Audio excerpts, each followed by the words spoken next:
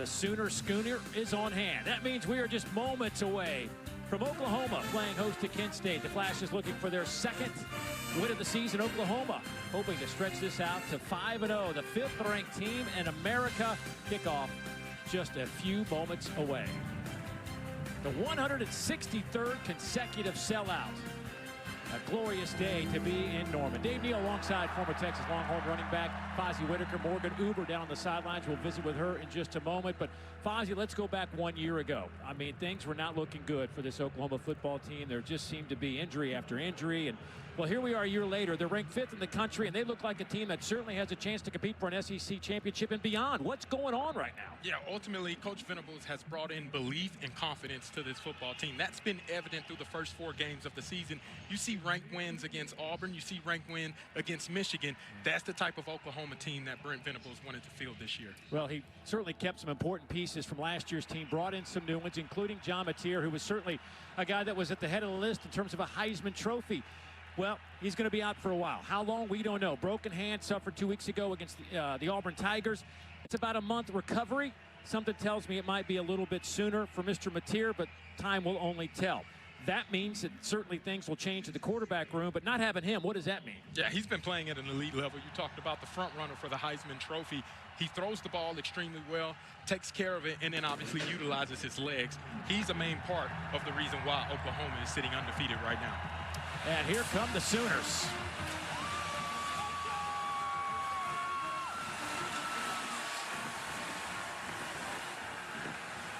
And that is the guy that will run the show, at least this week, maybe next week, who knows, but today is his day. Michael Hawkins Jr. got some starts last year when Jackson Arnold was hurt. It's a new season. It's a new Michael Hawkins Jr. What can we expect from him? Yeah, well, he gained a ton of experience in his time playing last year, and even this year playing against Temple earlier in the season. What I love about Michael Hawkins Jr. is his ability to be able to demands, becoming more vocal, commanding the huddle, and even leaning into having humility, leaning on quarterback John Mateer, learning from him, who's been in this system for 3 years. And this entire team has complete belief in Hawkins, and Hawkins showing he has that complete belief and confidence in himself, guys. Yeah, it's his show. He's excited for it, been working extremely hard to get to this point. We'll see certainly what he has in store. But if you want to look big picture, one of the reasons this Oklahoma team, maybe the biggest reason why they have been so successful, it's on the defensive side of the ball. And as we take a look at our big deal brought to you by Old Trapper, defensively, few are better than the Sooners right now. Yeah, they're playing at an elite level. What makes them so special is their ability to get after the quarterback, right? There are 3 types of ways they create sacks. One is a coverage sack, right? You got to have great patience, but then at the same time, be relentless to the quarterback. 4.8 seconds, still able to get the ball. Now you look at a twist between the 2 tackles on the inside. You get a pick by your first defensive tackle, then David Stone comes free and then finishes the deal. And then you got to win your one-on-ones. In this case, R. Mason Thomas winning his 2-on-1, putting the right tackle in the lap of Jackson Arnold, and then finishing off that play. This defense has been playing elite and with extreme prejudice in the same way Master Chief defends home. The Sooners will be trying to defend their home here this afternoon against this team that just wants to get something positive. It has been a struggle for the Golden Flashes the last few years. Brent Venables faced this Kent State team in his first year. Obviously picked up a win there against Kent State. But there is Mark Carney. He is the interim head coach. They had some issues. Prior head coach departed, let go, however you want to phrase it, in the offseason. And, well, as the offensive coordinator steps up into that role, and certainly he has got the right attitude, man. It's just, does he have the right pieces to get this thing on the tracks? We shall see how they do today, as they will get the football first.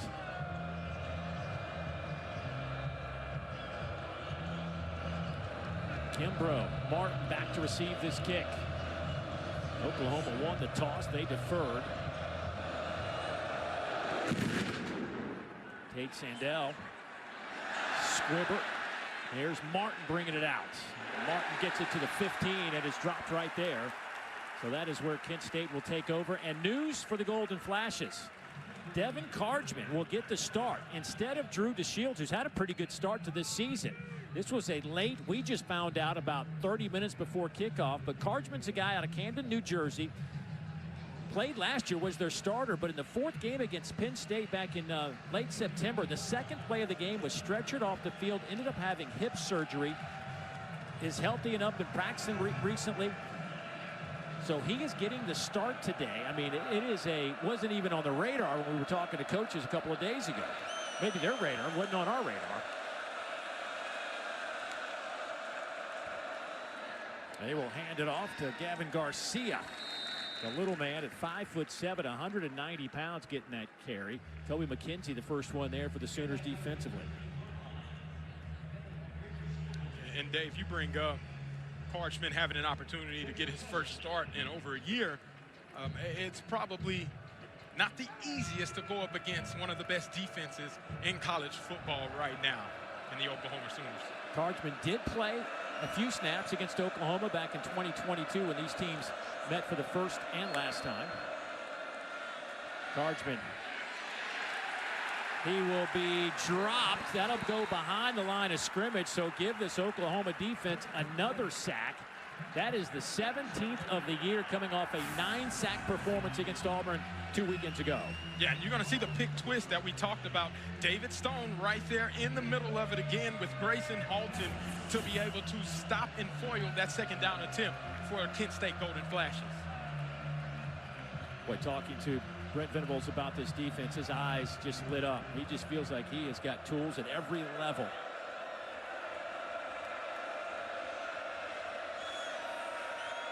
Third down and 8. Pass is caught. That'll be close to the 30-yard line. Good enough to move the chains. Deshaun Martin making his 7th catch of the year. This Kent State team has already played Texas Tech, already played Florida State. Now they get Oklahoma. They had a week off after getting drubbed 66-10 against the Seminoles in Tallahassee. Jordan Newman in the game at running back. 5th-year senior.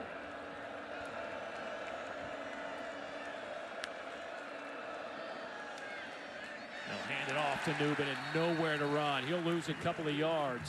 That's a loss of 2 and another TFL by this defense. And David Stone is a pillar to why they have so much success getting the nod to start today. And he's already made 2 big plays on the opposite side of the line of scrimmage with the sack and now a TFL in this drive.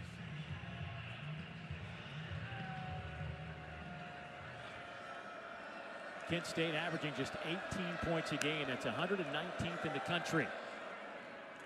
Pass is caught at the 35. Good effort out over the 37. That one goes to Wayne Harris. That's his 9th catch of the year. He picks up 9.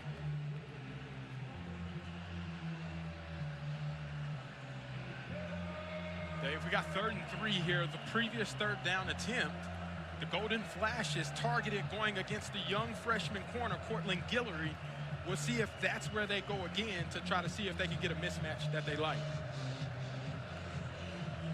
Guillory had his hands full last weekend trying to defend Cam Coleman of Auburn. We will see Eli Bowen back there in the secondary, making his first appearance of the year. Kent State takes their first timeout of the half. So we will keep it here on 3rd down and 3. Kent State just 29% on the year on 3rd down. That's 127th out of 136 teams. So Coach Carney trying to figure out something to dial up here and keep this change moving, and more importantly, keep the clock moving for them. Absolutely, and the thing that you talk about is Kent State being one of the teams that struggle on 3rd down offensively. Well, that's what Oklahoma's defense does extremely well. They're number 1 in the country on 3rd down, and it's part of because of the sack production they are able to provide. And on 3rd downs, that's when those D linemen get to pin their ears back and try to go get it.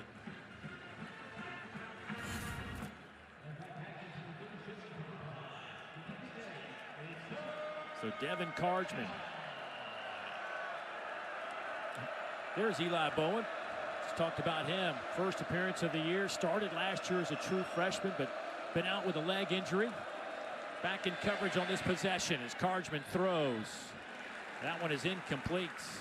looking for Deshaun Martin way over his head, and Kent State will bring out their punting unit. That's a good job by that Oklahoma defense. Kent State actually had time to be able to get the ball off. The ball was overthrown and sailed, and gives an opportunity to see a first look at what this Oklahoma offense can do after the punt.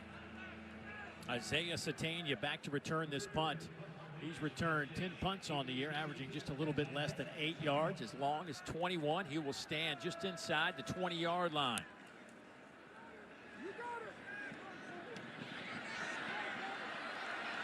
Trying to get the edge. He does so. Needs a couple of blocks around midfield. Down the sideline and knocked out of bounds by Charlie Durkin, the punter. But a heck of a return. I do not see any flags. 42-yard return. Yeah, incredible return set up by being able to get his blockers right in front of him. He sets the pickup by starting to the middle of the field and then utilizes his wall to the right side to be able to gain the edge. He utilizes that speed, and there he goes. He got a wall set up, and all he has to do is go out and run, and he outruns a tackler and saved by the bell by the punter to be able to stop what could have been a touchdown on that return play. So the Sooners' first possession will be in Kent State territory. Michael Hawkins Jr. 1-3 as a starting quarterback. 63% of his passes were completed a year ago. We've got a stoppage in play, and they're going to go back and look at this to see if Satania stepped out of bounds before he got across midfield. Yeah, right when Darius Clark actually pushes him, it was very close. That right foot might have touched out of bounds, and so that's where they're reviewing to see. And this is a great angle as Clark pushes him. That right foot, it appeared right around where the sticks are to be able to showcase if he was actually hit out of bounds or not. So we got a couple of looks there. It's going to be very close as they go under review to see if his foot did touch the white. Here's an even better angle as Satania gets pushed. It's a little far away, a little blurry, but that's where they are checking to see if that right foot touches paint. Well, I just don't know if any of these angles can give us that look. That's close right there. We can't tell from that angle. Maybe one of the earlier angles we could get a better vantage point. But it's difficult to tell. The officials seem to have at least gotten a better angle than we have as they continue to deliberate over what the call will be. We're going to go back under the hood again. Matt Leffler, our referee, was getting ready to do something and took his headset off, started moving toward midfield, and then says, oh, wait a minute. I know this isn't basketball, but that, my friend, is what you would call a pump fake.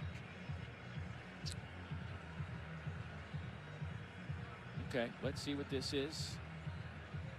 After review, the ruling on the field is upheld. First down at the 42. I just don't think there's any way you could change what their initial spot was. So it'll be at the 42-yard line, a short field for Michael Hawkins Jr., a 6'1" sophomore out of Dallas, Texas. Making his first start since the Armed Forces Bowl back in December.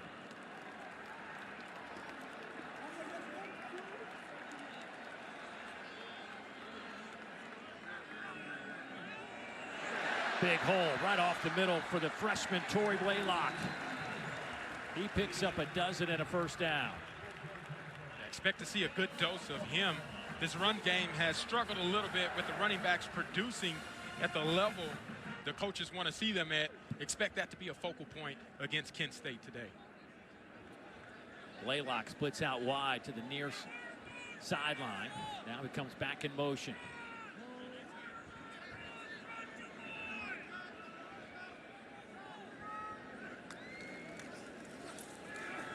Hawkins to throw, steps up, airs it out toward the end zone. A little too much. Boy, and a bad collision for Keontae Lewis against that back wall. He just went 100 miles an hour into the brick.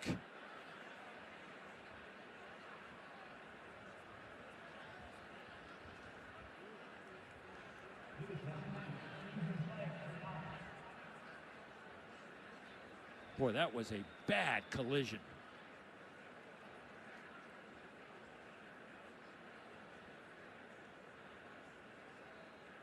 We will step aside, back to Norman right after this.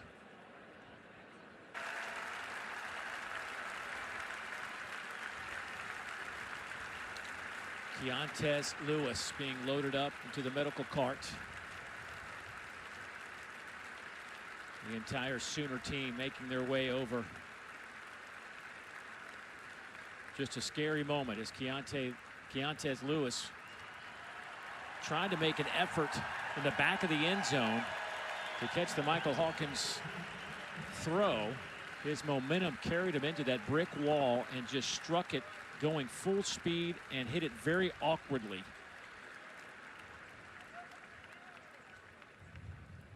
And the moment you saw it in real time, you just knew that that was not what you wanted to see. It was a violent collision with that brick wall.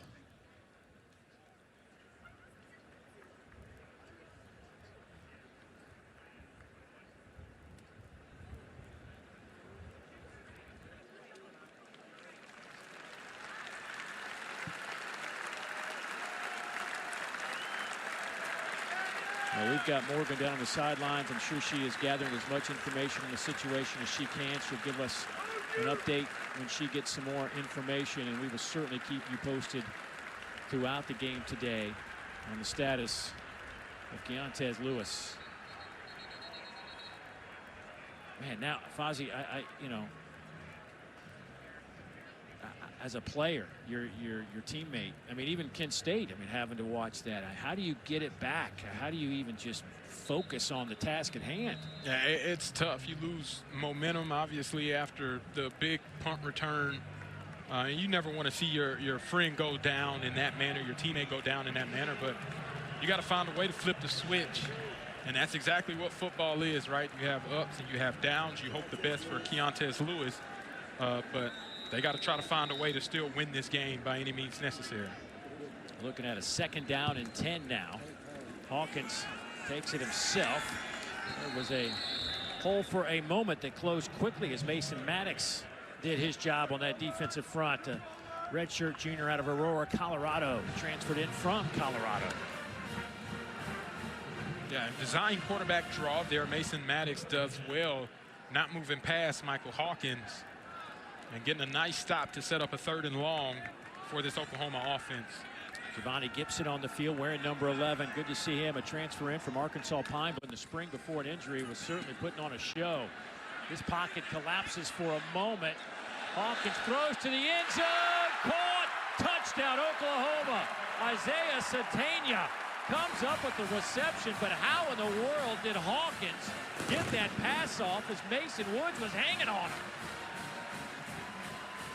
Incredible use of athleticism. We talked about what he brings and the expertise that he was able to get from a familiarity standpoint a season ago. That's that dynamic playmaking ability that he showcased last year, and now he's able to put the Sooners on the board for the first time today. Tate Sandell to attempt this point after.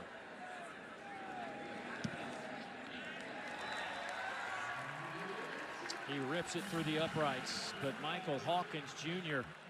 with his first touchdown of the year. How in the world? Look at this. He's got a guy just hanging all over him. Yeah, and Kent State does a great job of doing their own version of twist stunts. Guy draped all on his back. Just throw it up. Isaiah Satania's down there somewhere. Personal foul, hands to the face, kicking team, number 78.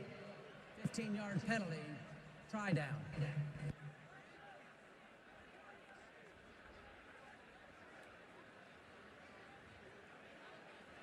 They're going to make him re-kick it after the hands to the face.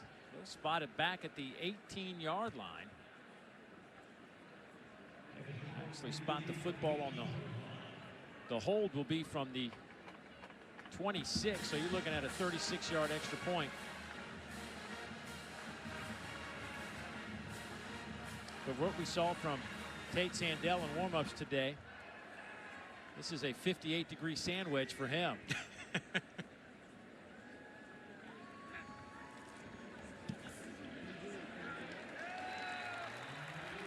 And it is good. So put it back on the board. Oklahoma leads at 7-0. Here's Sategna coming all the way in motion and then finding his way into the back of that Kent State defense as Houdini, Michael Hawkins, able to keep the play alive and finds their first touchdown connection of the 2025 season. That's a job well done by Michael Hawkins and Sategna, being alert for anything that could come up. And you can see that guy's fired up for the opportunity to start in the football game this year.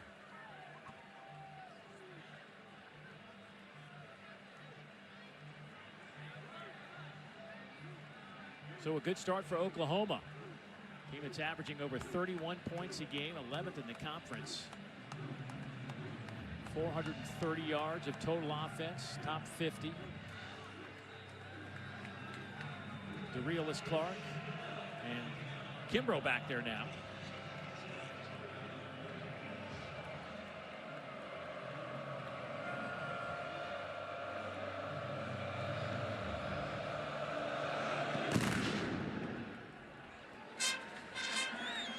This is returnable by Clark.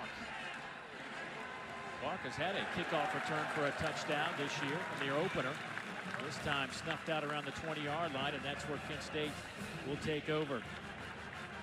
Behind Devin Cargman, getting the nod to get the start today. And if you're just joining us, Cargman, who was their starter at the beginning of the season last year, just moments before the game today was announced as the starter, as opposed to Drew DeShields and C.J. Montez, who were the two guys that were really the top two quarterbacks coming out of fall practice. DeShields won that quarterback battle as they kind of split time early on. But it's Cargman today, who played here back in 2022 for the Golden Flashes against the Sooners. Here's Garcia trying to slip and slide through that right side of the line of scrimmage. Marvin Jones Jr. making the tackle for the Sooners.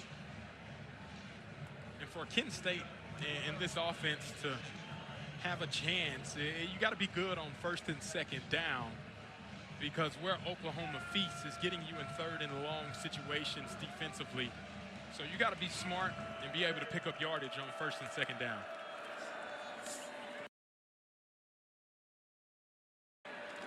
Here's Garcia again, or excuse me, Kay Wolford on that carry. The redshirt freshman out of Jackson, Ohio. Gets back to the line of scrimmage. Actually picks up a couple of yards on that one as Jordan Newman now will check in at running back. Boy, you got to stay out of these third and longs. Boy, you know this Oklahoma defense licking their chops. Chomping at the bit. That's when Venables' defensive playbook opens to its max. Brings pressure, twists, stunts. Expect all of that to unfold over the course of the game. Cargman misfires with Mulder, the tight end. It'll be fourth down.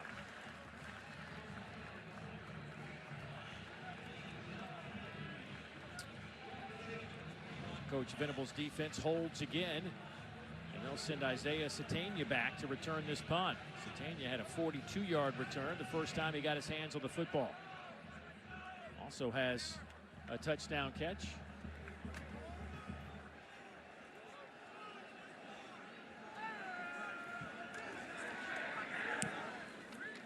Low line drive kick, returnable by Sategna. Sees a little room to run, kicks it to the outside again. Flags come in behind the play. Sategna to the 20 and drop there.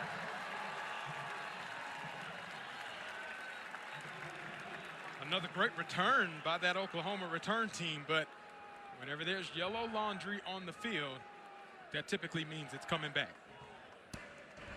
During the return, holding, return team, number 88. 10-yard penalty for the spot of the foul. It is first down. Time. Jacob Jordan with the violation. I don't think Coach Venables necessarily agreed with it. They have the football, though, up by 7. Is presented by the Sonic Smasher. This month only, buy one and get a free large drink when you order in the Sonic app. And in part by T-Mobile 5G Home Internet. Look at those throwback uniforms, busting those out today. Back to the Bud Wilkinson era. Oh boy, what a hit, but the catch by Giovanni Gibson. Welcome to Oklahoma, Giovanni. A great job to secure the catch. Hands going away from the body, expecting the hit. He does a great job of being able to come down with that football. Ben Arbuckle, the young 30-year-old offensive coordinator that has transformed this offense. Getting Giovanni Gibson back after a severe injury at the end of spring is a big addition for this team. A lot of folks in these parts anxious to see number 11 on the field, and you already gave him a highlight. Here's a highlight for Hawkins.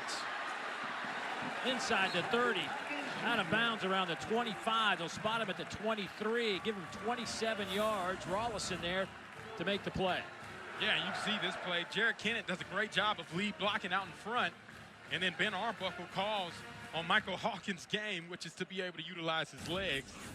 And he might be a more dynamic runner than John Mateer. And that was on display that last play. Blaylock in the backfield with Hawkins. He'll get the football. Goes to the 20-yard line. Boy, Blaylock has just busted onto the scene. The true freshman. Averaging over 4 yards a carry, 3 touchdowns. Getting a bunch of work. Waiting on Jaden Ott, the transfer from Cal, to kind of make his presence known. Jaden's played a little bit, but just hasn't really had a moment yet.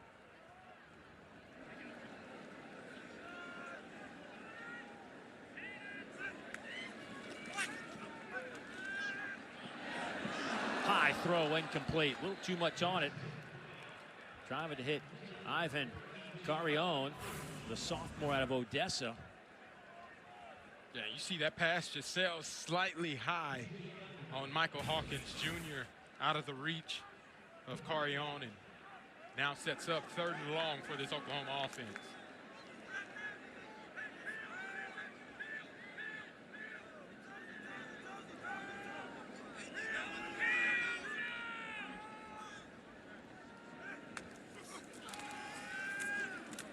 Golden Flash is bringing some extra rushers, and it pays off. They drop Hawkins back at the 32-yard line. Mason Woods, the first one there, their 5th-year senior, the preseason All-MAC linebacker, has made a couple of plays today. That'll be a loss of 10.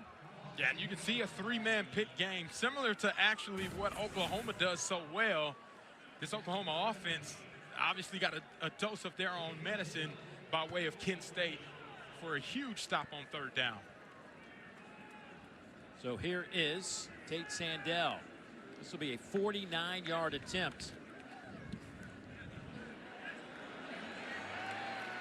I mean, he hit it over the All-State net from 49. We saw him before the game today, hit from 62 with plenty of juice on it. Absolutely. He has a big leg, and obviously it goes through the accuracy to match with the power as well. 3 more on the board for Oklahoma. It's 10-0. Coming up next, number 6 Texas A&M hosting Mississippi State at Kyle Field in the final game of our SEC Network doubleheader. It's also available over on the ESPN app, so you can watch anywhere you may be. Mississippi State, we saw them last weekend. Certainly, what an effort, lost in overtime. It is a different ball club than what we saw a year ago. Jeff Levy certainly has connections here. Oklahoma has got things going in the right direction. And Mario Craver, a one-time Mississippi State wide receiver, facing his old team as he lines up for the Aggies. Boy, he's an electrifying player, isn't he? Absolutely, and one of the best additions for that A&M offense. Expect him to be pumped up and ready to go tonight whenever they play in College Station. Kimbrough and Clark back to return the kick again.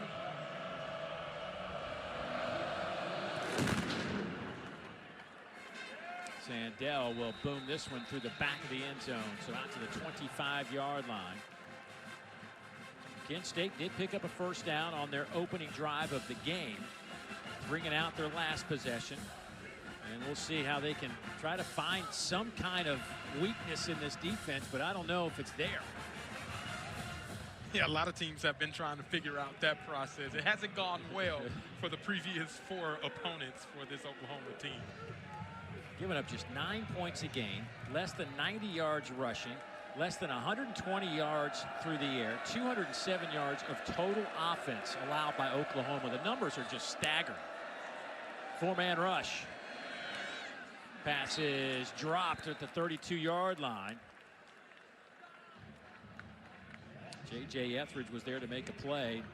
Just couldn't hang on. But here's some of those numbers we were just talking about.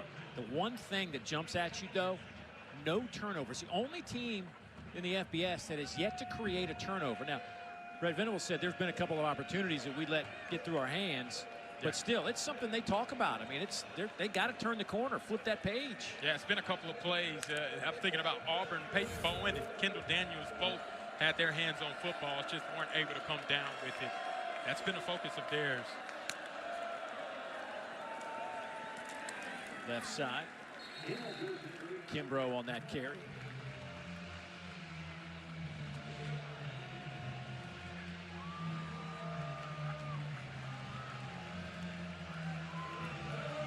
It'll be 3rd down and 7 now. Again, this is where Oklahoma's defense excels. Give you so many different looks. Sometimes they line up with 7 people on the line of scrimmage. Other times it's only 3, but they find ways to get that simulated pressure with 4 and 5 guys from so many different looks.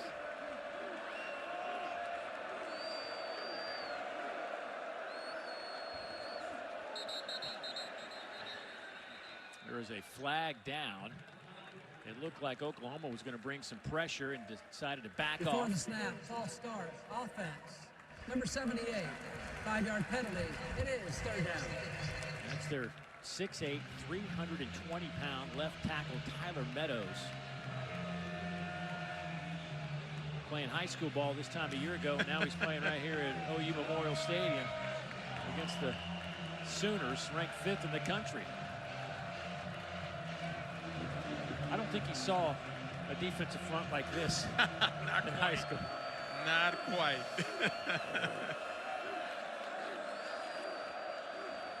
Empty set here for Devin Cardsman.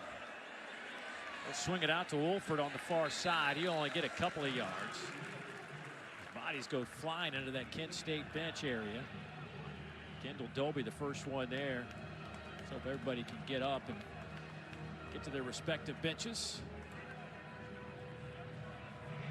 And here come the Golden Flash punt team. If I'm Coach Carney here and the goal is to punt, if I'm truly going to punt, I'm thinking about kicking it opposite of where number 5 is on the field. It's twice now he's had good returns. The second one obviously was called back, but he showed his dynamic playmaking ability with what he can do with his hands.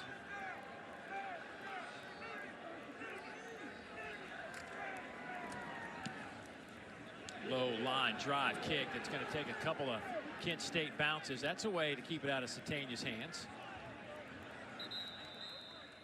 So at the 25-yard line, the Sooners will have the football. Time to get our first update of the afternoon. Let's get you to the Charlotte studios. PB, what's up, buddy?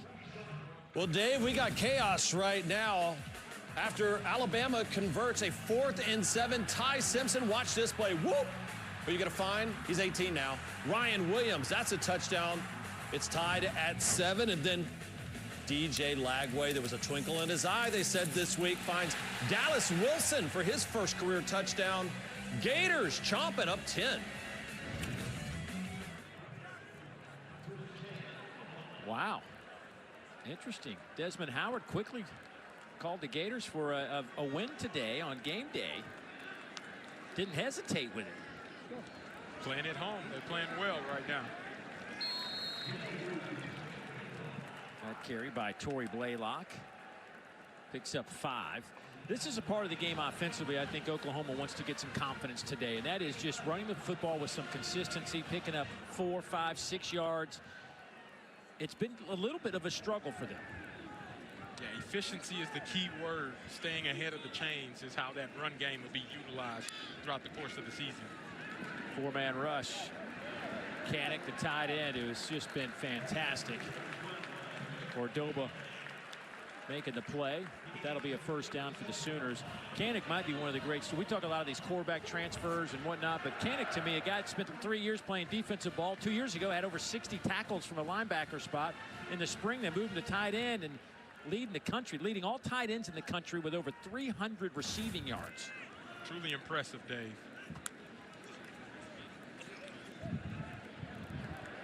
There goes Torrey Blaylock. He's close to the line to gain. They're going to give him the first down. Picks up 10. Williams finally bringing him down. Their big defensive tackle.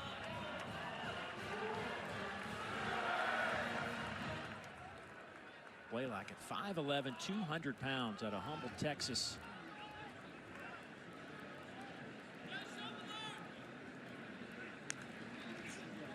They'll fake it to Blaylock. Come back near side. There's Kanak again. Kanak dropped inside the 40. Mason Woods trips him up, but a gain of 15 for a guy averaging 17 yards per catch. Right, he does a great job. Kent State actually snuffed it out, tried to undercut the screen. Kanak was just too fast, being able to get out in open space and pick up another gain of 15 to help him being the best tight end in college football right now.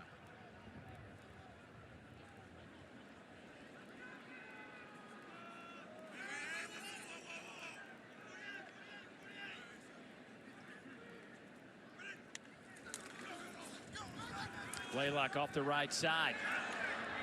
Oh, nice open field tackle there by Tevin Tucker, the sophomore.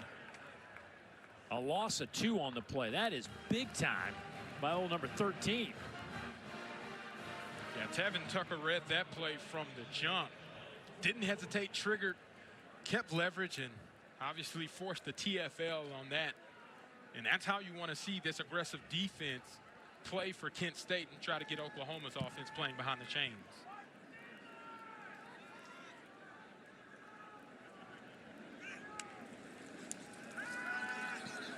Four-man pressure. Hawkins wide open over the middle. Pass caught there by Carrion inside the 10.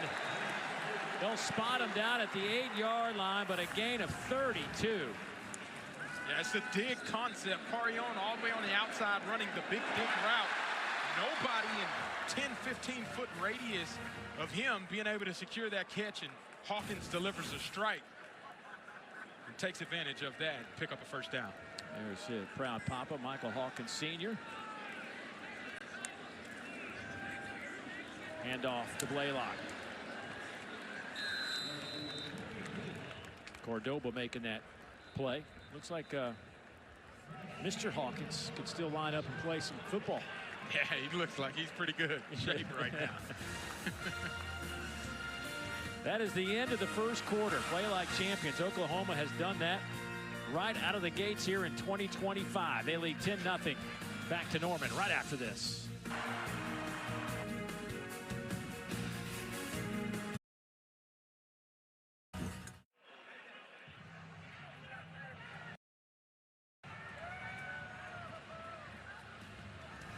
You're watching the SEC on ESPN. Oklahoma leading 10-0 after 15 minutes of play at OU Memorial Stadium. The 163rd consecutive sellout, second longest streak in the country, only trailing Nebraska. Gorgeous day here in Norman. Temperatures in the mid-80s, nice little breeze to cool things off a bit as the Sooners trying to punch it in one more time inside the 10-yard line. Hawkins 3 of 3 on this drive for 53 yards.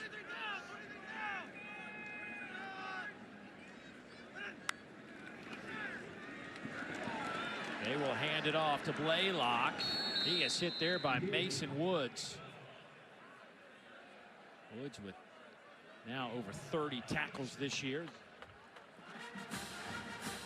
Mason Woods and Kanan Williams do a really good job there. I thought that was going to be a walk-in touchdown for Torrey Blaylock, but they closed that hole up very quickly and now forcing a third down in the red zone. Throw it wide open in the back of the end zone. Touchdown, Oklahoma from 3 yards out. The second touchdown pass of the day for Hawkins. That one goes to Caden Helms, the tight end, and he was wide open. There wasn't anybody within 10 yards of him. Yeah, Ben Arbuckle in his bag, being able to utilize that play action to be able to free up Helms. It's a great job on third down, being able to connect.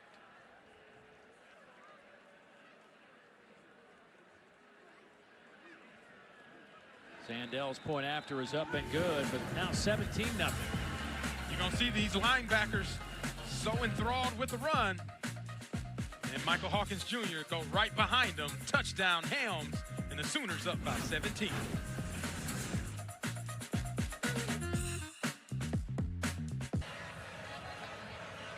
Well, a big top 10 battle in next week's featured women's volleyball matchup. Wednesday's third-ranked Kentucky taking on ninth-ranked Texas. Should be a lot of fun. Volleyball season is cranked up. Some fantastic matchups so far. Ole Miss and Mississippi State will be coming your way from Starkville. But here it's 17-0 Oklahoma on top of Kent State. 14.5 minutes to go here in the second quarter as Devin Cargman giving instructions to this offense that has one first down today.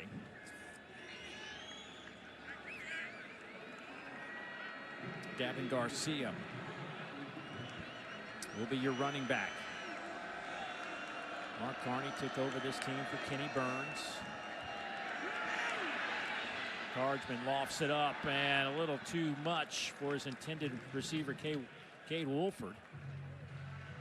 Carney took over for Burns, who just went 1-23 in his 2 seasons at the helm of the Golden Flashes. Kent State's lost 25 straight to FBS teams, 23 of those by double digits. They did snap a 21-game losing streak by beating Merrimack in their opener, an FCS team.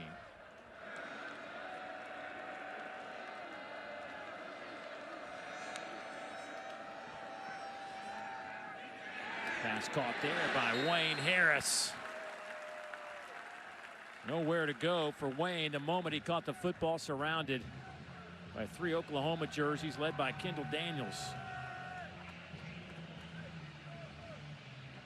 Jordan did a good job as well as maintaining outside leverage, forcing it back to Daniels. And again, that puts this Golden Flashes offense in 3rd and 10, staring down the face of this Oklahoma defense.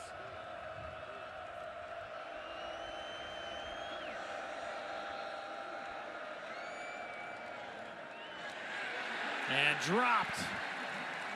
The second sack of the day. Okoye will get credit for that sack and a loss of 8. That is number 18 on the season. And they came in averaging 4 sacks a game. Okoye right at the top, 1-on-1 with the right tackle. He just beats him with speed, slaps the hand out of the way, and then obviously gets Cargman down onto the ground. That's a phenomenal job by Okoye, leaving his presence felt on that drive. The Sooners have now forced 37 punts from their opponents this year. They've only allowed 36 total points. Zatania with a very returnable punt. Isaiah slips at the 45. Well, these spots, you were a return man. You're just kind of licking your chops in games like this, right? Absolutely. And you look at the points allowed. This is a crazy stat, right? This is how dominating this Oklahoma defense has been. 36 points allowed. You mentioned it. 37 punts forced. More punts forced than number of points allowed. That's incredible. And Satania obviously gets to benefit from that. The only thing that seems to stop him is maybe the turf on today's in the return game. Michael Hawkins Jr. back on the field. Little sidearm toss caught there by Deion Burks. Deion across the midfield stripe to the 47-yard line of Kent State. First catch today for Mr. Burks. Came in with 23 grabs, a couple of touchdowns. Jaden Ott in the backfield. He'll get the little toss. Ott inside the 40. He'll have a first down at the 38-yard line. The senior out of Chino, California, transferred in from Cal.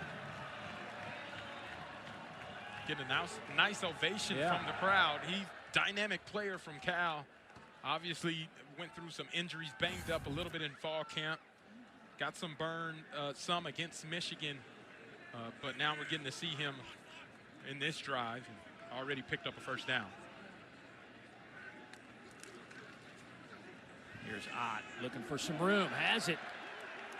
Still on his feet. Ott to the 25-yard line. Derek Jackson there to make the play. Jaden Ott, preseason All-SEC. That's because of what he did really in 23. Last year at Cal, a little banged up. Didn't see the whole package from Jaden Ott, but in 2023, he was fantastic at 5 100-yard games, 1,300 yards, 12 touchdowns. So when he came to Oklahoma, people were like, oh, okay, Oklahoma, you got yourself a good one, but just hadn't clicked yet. Yeah, not yet, but we're starting to see him get into a rhythm. And I think that's part of what we're going to see today as well from the running back room, is getting these guys juiced up, lathered, and getting comfortable with their alignment and finding consistency in the run game. First charge timeout, Oklahoma.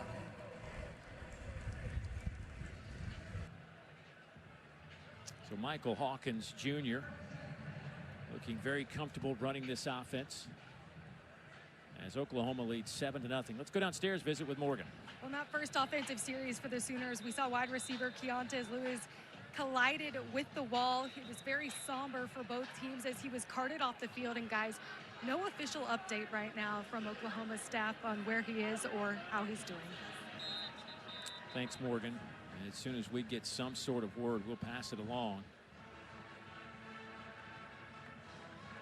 Oklahoma, generally a school that is not eager to give you injury updates, but perhaps this is one of those situations. Maybe we can get something before the end of the day.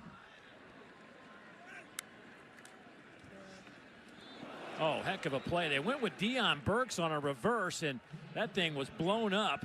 Another great play from the back end. Yeah, you see, he's reading jet sweep all the way, and then is able to defeat two blockers going on the inside of Kanak and Otten, making the play for a TFL. That's huge for him to be able to trigger in that manner and get the solo tackle. That's Joe Boma over there, not even on our depth chart, making a heck of a play. Jaden Ott gets that yardage back and then some. They'll blow the whistle at the 25. The crowd said, wait a minute. His knee may have been down when he first caught this ball. And it looks like he's on the ground right there. That play will most likely go under review. That ball should be spotted at the 35-yard line where he caught it because his knee was on the ground. And there is the whistle for stoppage, but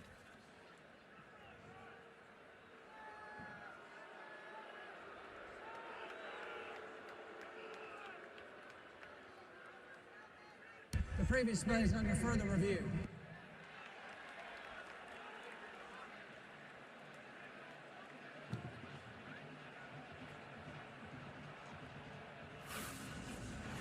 And let's take a closer look at this as Michael Hawkins Jr. throws it out. It appears Jaden Ott's knee is on the ground as he catches that ball. This is a great view there. The cleat is kind of in the way, but you can see the front of the knee on the ground there at about that 35-yard line.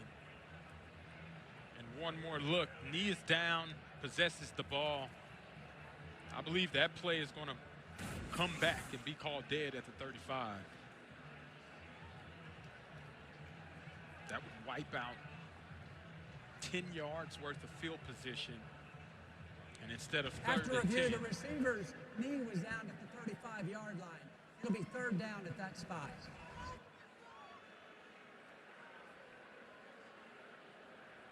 Instead of 3rd and 10, now you're looking at 3rd and 20. And that's a completely different play call for this Oklahoma offense.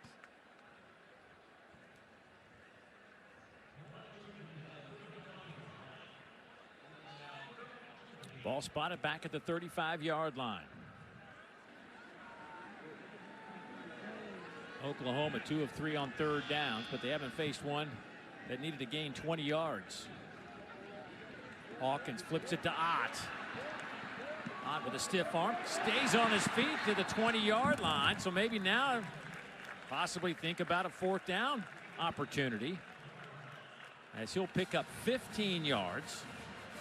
And here comes the field goal unit. Yeah, and Jaden Ott, great job making a couple guys miss. And for a second there, thought he may have had a chance to try to squeeze in and get the first down, but pushed out of bounds well short. Tate Sandell with the attempt here. 39-yard attempt. He is hit from 49. And this one is good.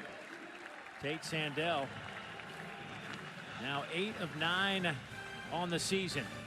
Oklahoma pushes their lead to 20-0. 9:09 to go, second quarter.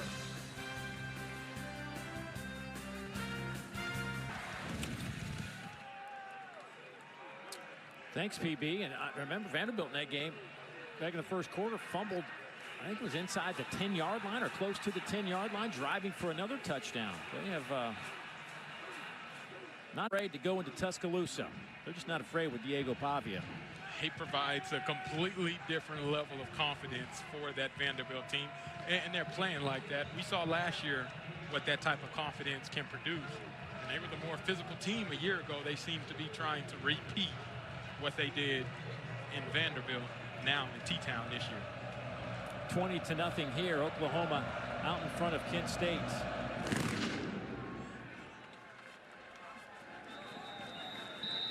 Tate Sandell has been a busy man here in the first half. We got just over 9 minutes to go before halftime. Kent State does have 1 first down, but they have really struggled to move the football, as you might imagine, against this Oklahoma defense.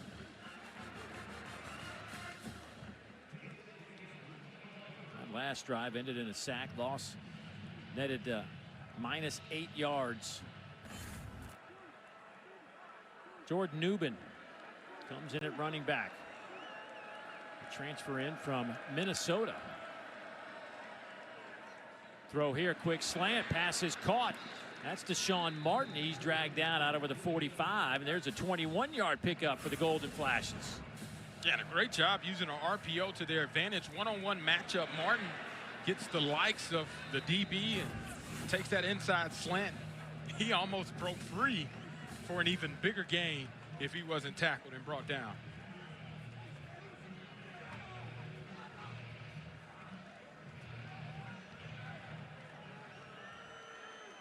First down and 10. Newman stays in the game at running back. They will give it to him. He breaks a couple of tackles and is dragged down at the 46-yard line. They'll spot him actually back around the 47, a gain of 7. But a good quick hitter off the left side for Newman. And they're using tempo, try to catch this Oklahoma defense off guard. Yeah, Kent State not a tempo team by trade.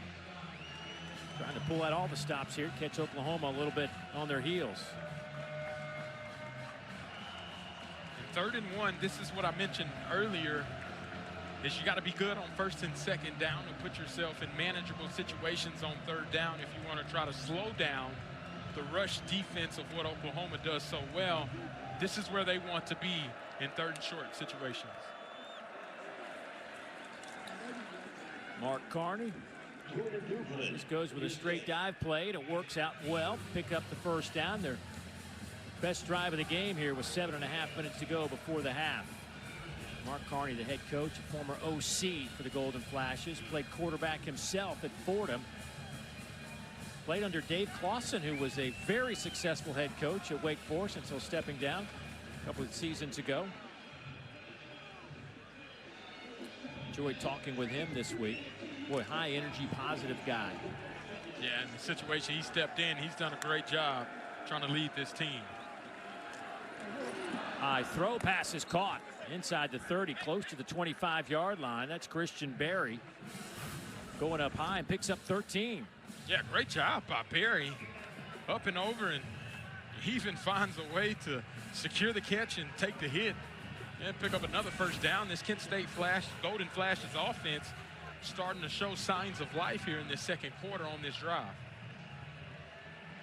Oklahoma making some defensive substitutions as Kent State will bring in Donovan Delaney Jr. at running back. Going toward the end zone, had a man just overthrew him by a couple of steps, but Cade Wolford definitely had a step on the Sooner defender. Boy, Cards would like to have that one back. Yeah, and Cade Wolford does a great job, splits the defense. They're not able to get over the top of him, and Parchman wishes he could have that throw back, because that was a touchdown. No doubt about it if he puts it right on 21's chest. 2nd down and 10.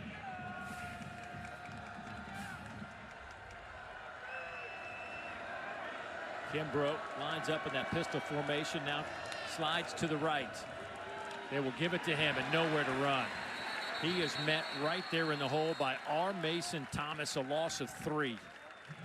The senior out of Fort Lauderdale, preseason All-SEC. First time we were able to call his name today. Yeah, and R. Mason Thomas does a good job being able to use the twist in the stunt to go inside of where the linemen were blocking on that zone play. And you can see he doesn't just sack the ball carrier or the quarterback, he also makes his presence felt in the backfield. 3rd down and 13.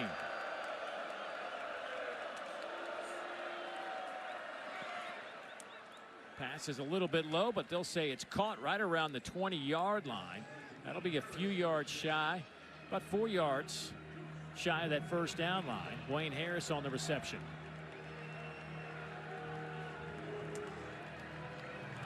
Keep their offense on the field here. Kent State this season on 4th downs, 5 out of 11.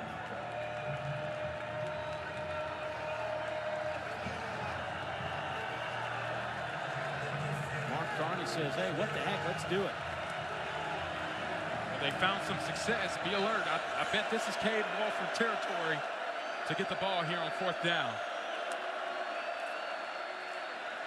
Quick hitter, and it's not there. Cardsman had to get rid of it. Pressure was coming, trying to hit Wayne Harris, who didn't have his head turned. That's a great job by this Oklahoma defense providing that pressure. Parchman doesn't have time to step up into the throw. Dwayne Harris has to have his head on the swivel. Expect a quick throw. 20-0, Oklahoma out in front. Back in a moment.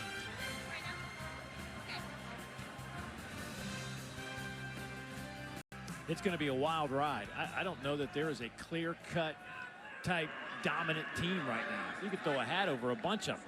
I feel like the Heisman race is kind of like that as well right now. Pass caught. Isaiah Satania.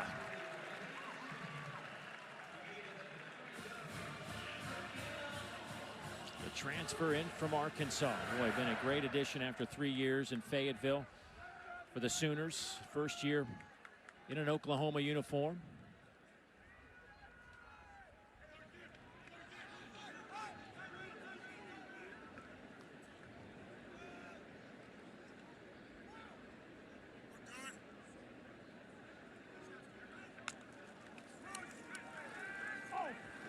Hawkins drop back inside the 25-yard line. Jamon Mathis, a loss of 11. You're going to take a look. Jamon Mathis, 2-point stance right at the bottom. He showcases his inside ability to swim and then use his quickness to get to the quarterback. That's an impressive move by Mathis there one-on-one with the tackle.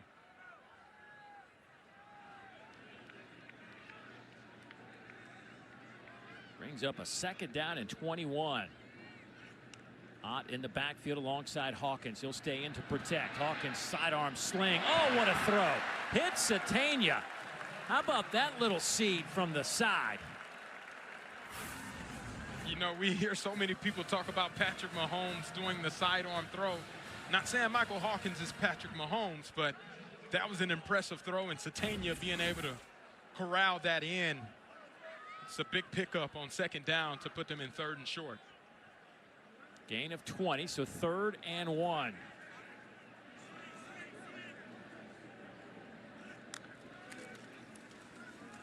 They'll give it to Ott. Sees a little hole.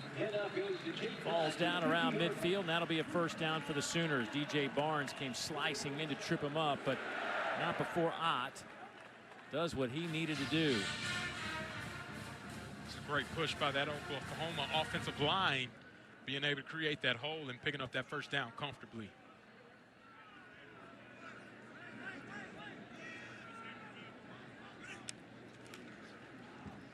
Toss it again near side. Here's Ott. Ott pushed out of bounds by Nyland Brown. They'll spot him at the Kent State 46-yard line, so a 4-yard pickup. We're talking to Brent Venables yesterday. We asked him about Jaden Ott, just, you know, what would his role be, and he was like, man, this is going to be his time. We're going to give him every opportunity to show us what he can do. He's been practicing extremely well the last 10 days. And they felt like he was going to have a good game. And, boy, would that be a bonus if he can step up and give him 15 carries a game. Anywhere in that 10 to 15 window. Especially how effective he is. That's definitely a benefit. So the 2-minute timeout. Oklahoma driving. They lead it by 20 here in the first half. Back in a moment.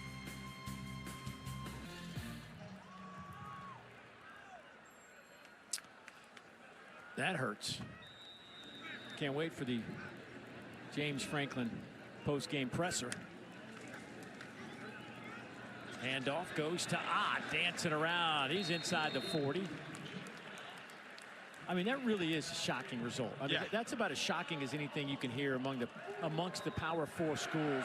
As bad as UCLA has been, and as much as we have put Penn State on this pedestal, that has just blown your mind. Coaches always say, don't let one loss turn into two. I feel like that what has transpired after the double overtime loss to Oregon. They are not looking like themselves. Here is Hawkins. Oh, he is tripped up, and let's hope he's all right. C.J. Young came flying in, and Hawkins a little gimpy back to that huddle. What a play by C.J. Young, though, the redshirt sophomore linebacker. He read it and delivered a hard-hitting blow on the sideline. Hawkins hit as he throws. That'll be incomplete. Jamon Mathis was able to get back there and turn the corner and disrupt that play. They may take a look just in case. There is a flag down in the backfield. Let's see what that's about. You see Mathis wins the one-on-one again. And I'm not quite sure if he doesn't hit that ball out of his hand. It is going forward. But Mathis showcasing his pass rush ability. There is no intentional grounding. The player was hit as he was throwing the ball. Therefore, it's an incomplete pass.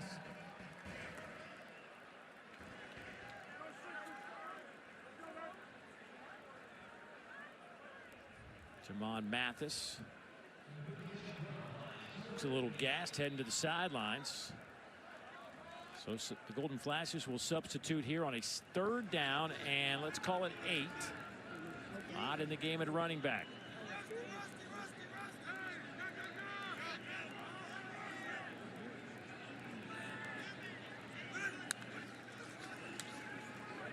Hawkins again, pocket collapses, has to throw on the run, and again the pressure disrupts the play on a 3rd down.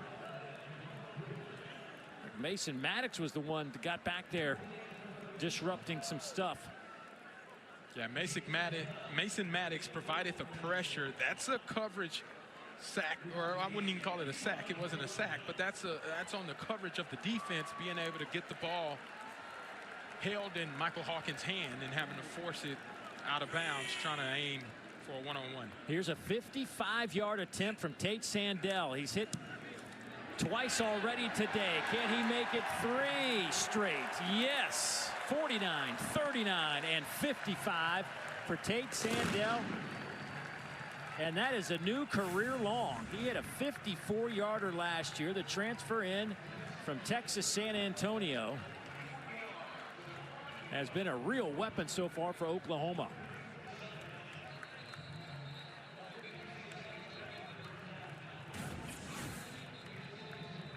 Oh, we have got you covered with our all-new SEC Network Fall Football weekday lineup, from Monday reactions to Friday previews. Every show is also available streaming on the all-new ESPN app. Of course, Paul Feinbaum making some news this week, saying that he may give up his TV stuff and run for Senate. Well, think about it, he said. Was that a headline, or you think that's actual? I don't know. I don't know what to make of that. I really don't. I think he's serious. I believe it. I believe it. 23-0 our score here with 56 seconds to go before halftime.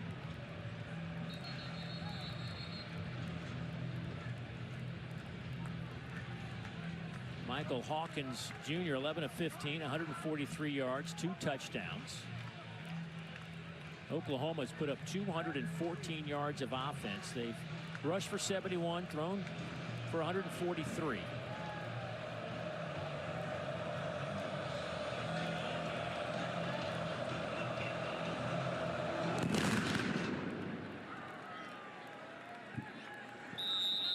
And that'll be a touchback and out to the 25-yard line. Coming up at halftime, you can watch the live performance of the Pride of Oklahoma Marching Band on SEC Network Plus. Start streaming now over on the ESPN app.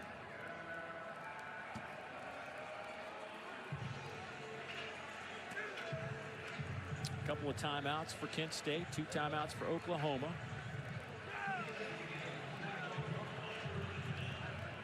Again, Devin Cargman gets the start at quarterback today. Thought we were going to see Drew DeShields, the redshirt sophomore. And they'll hand that off to Gavin Garcia. We spent a lot of time in our conversation with Mark Carney about DeShields. And then 30 minutes before kickoff, here comes Devin Cargman. And again, it's great to see him on the field. Cargman, a guy that had to have hip surgery after an injury he suffered against Penn State on the second play last year in late September.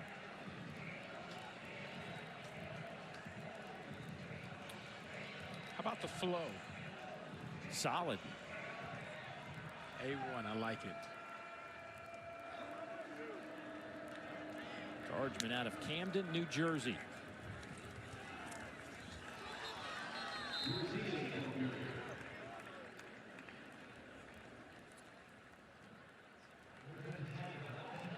So 23-0 will be our halftime score. Oklahoma's defense doing what they've done all year, and that is just stuff opponents. Just 79 total yards by Kent State. Just 4 first downs, a dozen first downs for Oklahoma, and they lead at 23-0 at the break. So it's halftime here in Norman, Oklahoma. Time to get you to our Charlotte studios. Here's Peter Burns and company. Stadium here in Norman on a gorgeous day. 23-0 our score after 2 quarters of play. Oklahoma with 3 field goals, including a 55-yarder from Sandell. Kent State with a big goose egg, less than 100 yards of total offense. So, Mr. Whitaker, your thoughts about that first half and what Oklahoma was able to do? Yeah, ultimately, the defense has been the calling card for this team. That was put on display again against Kent State, keeping them only 1 conversion going into that last drive on third down, and then being able to stop the run and pressure the quarterback.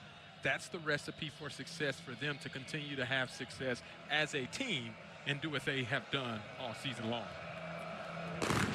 Oklahoma will get the football here to start the 3rd quarter, and they'll get it at the 25-yard line. As we talk about this week's secret recipe, brought to you by Bush's Grill and Beans. And no secret that Michael Hawkins Jr. getting the start today. What did you make of the first half? Yeah, I thought he played very efficiently. Only 4 incompletions, 143 yards, and 2 touchdowns. Even with defenders draped all over his chest, he finds a way to make plays. I expect him to utilize his legs as well in the second half a little bit more to help open up that ground game.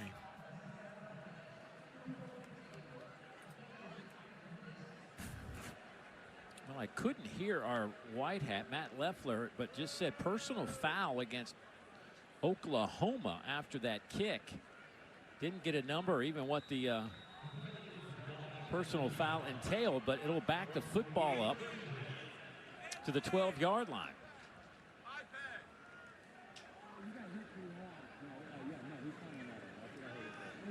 Torrey Blaylock will start the game in the backfield. He'll get the handoff here. Big hole right between the tackles, and he's out to the 30-yard line. Caden Williams brings him down, but not before. 18 yards for Mr. Blaylock. Very reminiscent of the very first offensive drive that Oklahoma had that started with the Blaylock first down. True freshman out of Humble, Texas.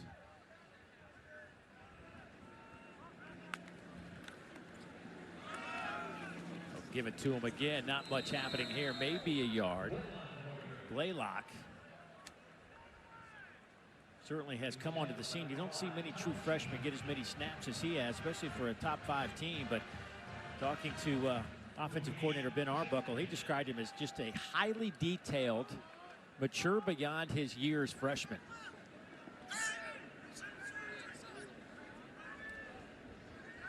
They will split him out to the slot on the far side. Hawkins trying to find some room. Tripped up over the 35 by Jair Rawlison. But he picks up 6 on the play. So it'll be 3rd down. Yeah, 3rd and manageable here. This is where Michael Hawkins Jr. really shines. You saw him use his legs on that last play. Expect for him to be utilized outside of the pocket or tuck it and run to pick up a 1st down on his own.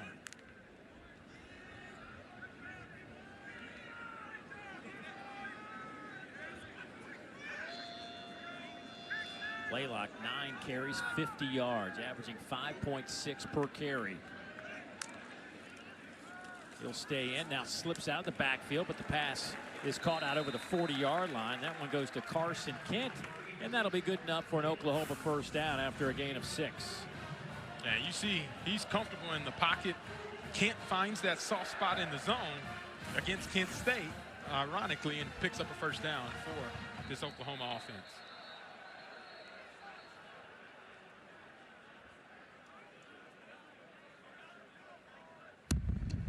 First charge, timeout. Kent State. Kent State having some substitution issues. Boy, Carson Kent, though, left the field a little banged up for Oklahoma as you see some of the issues trying to get the right personnel on the field. They get the timeout before the snap. Yeah, count 11. Need 11. You can play with 10. It's not advised. But you can play with less. Just can't play with more. There is Carson Kenton on the air-conditioned bench.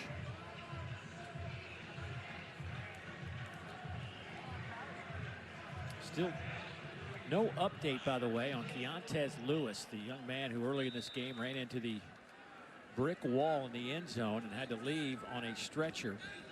Still trying to get an update on him. Oh, big collision at the 47-yard line. Blaylock ran right into Joel Cordoba.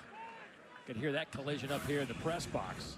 Yeah, and Blaylock got behind all 200 pounds of his pads and delivered the blow to Cordoba and finished that run with physicality and toughness.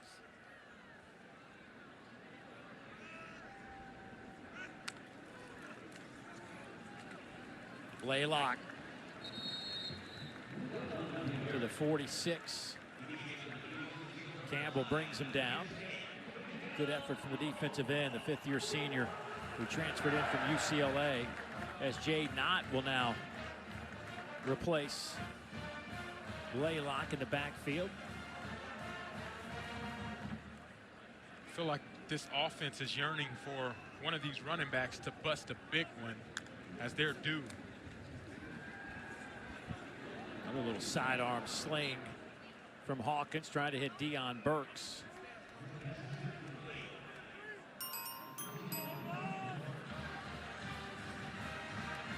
See on the top line, don't forget, coming up, Mississippi State at Texas A&M. Bulldogs with a tough one last weekend against Tennessee in front of a raucous house. Speaking of raucous, you know it'll be rolling in College Station tonight.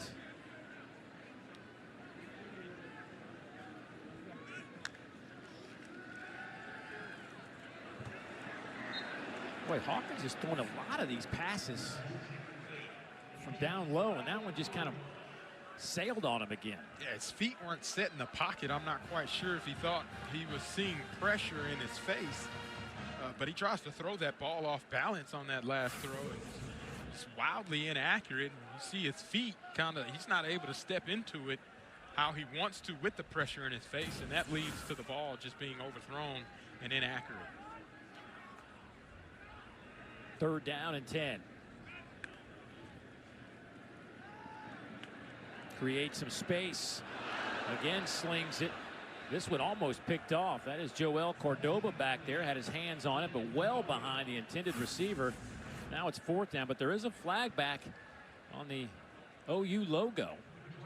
That's been 3 straight passes that were inaccurate. Holding. Offense number 12. That penalty is declined. Result of the play brings up 4th down.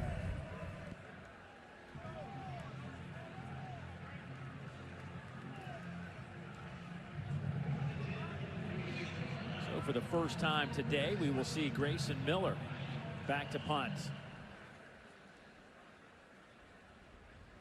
Grayson came in to replace Jacob Ulrich, who was hurt. Ulrich was the starting punter, the transfer from Kennesaw State.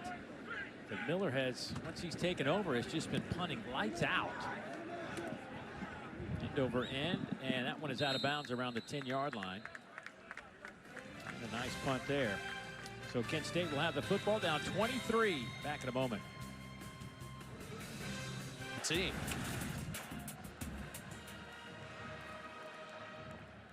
How about that effort? Goodness gracious. Crazy football going around the SEC once again. Anyway, we got a quick second. Just got an update on Keontez Lewis after the injury when running into the brick wall. The initial evaluation of Keontez by OU sports medicine staff proved very promising. Out of an abundance, he is being sent off site for additional testing as Jordan Newman gets that handoff and gets it out to the 14-yard line. So it's good news, at least, you know, the words promising came out of the release from Oklahoma's Media Relations Department. That handoff again goes to Newman. David Stone, the former 5-star, was top 10 overall recruit in the country, not just by his position, overall. That's how big a deal David Stone was coming out of high school. #1 defensive tackle. And they say he's just kind of starting to click with him, and that is scary news. Yeah, he's scratching the surface and has been extremely impactful this season. Already in this game as well. He's one of the big dynamic playmakers that keeps this defensive line on top of things. 3rd down, pressure comes, another sack, and a touchdown for Oklahoma. Grayson Holton takes it into the end zone for the Sooners. R. Mason Thomas caused the fumble.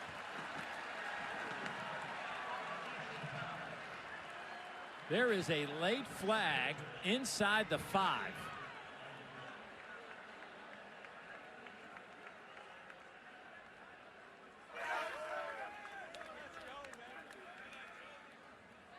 After the play was over, unsportsmanlike conduct, number 0. The touchdown is good. That is number 0's first unsportsmanlike foul of the game.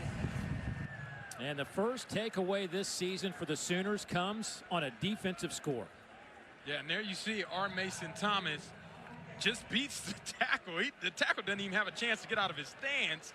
And then Grayson Holton is there to be able to capitalize. First turnover by that man, number 32. And then that man goes in for the big man touchdown. He's not let go of that ball either, Dave. Going after is up and good. They were the only FBS team without a turnover this year. That all ends right here. A scoop and score. Big man touchdown here in Norman. Welcome back to Norman, Oklahoma, where defense has been the calling card for the Sooners. Very first drive for the Kent State Golden Flashes.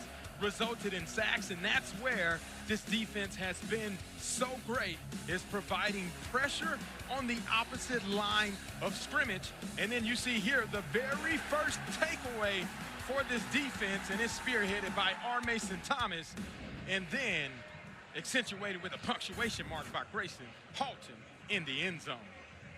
This defense is playing elite level football right now, Dave. It is amazing, and it's not just the fact that they've got 11, 12 guys. I mean, they are rolling in 7, 8 defensive linemen. They're rolling 6 linebackers. They get Bowen back at a corner now, so they've got an additional body back there. Yes. I mean, it's a deep and talented group. Yes, very deep, and they play like they are a really talented group. Yeah, they definitely have a swagger. There is no doubt about that. Boy, this one scoots past everybody. Here is the realist Clark. Nice return after that thing became almost a disaster. Slips around the 2-yard line. Almost goes down. His knee looked like it may have hovered above the ground, but it'll be close as that right knee. Oh, it looks like it touches the ground right there. That right knee, take a look. Boom! Touches down right there. Great job by the camera crew being able to get that. That defense is on the field, and they're looking up at the scoreboard video monitors, and they all saw it. The previous play is under further review. They're all dancing around like, push that thing back to the 2, please. Well, just last drive, the defense scored, put up points with R. Mason Thomas coming off of the edge. You put this offense on the 2-yard line, the defense is licking their chops, say, hey, we got a chance to go do this again.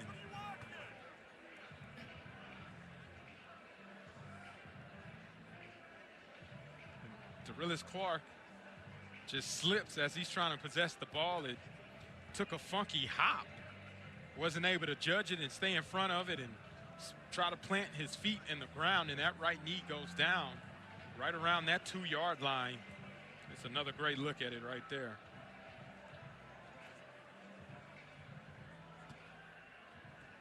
After review, the player's knee was down at the 2-yard line. First down.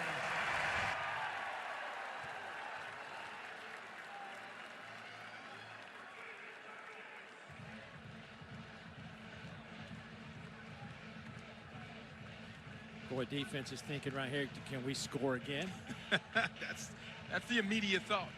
Hey, we just did it. Why not again? And I expect Kent State to come out with some more safe run call plays to begin with. But this Oklahoma defense is licking their chops right now. So from the 2-yard line, Evan Cargman stands 5 yards deep in the end zone. They'll run it with Garcia. He has stood up at the line of scrimmage, maybe a yard after forward progress. Owen Heineke there to make his way in for a tackle.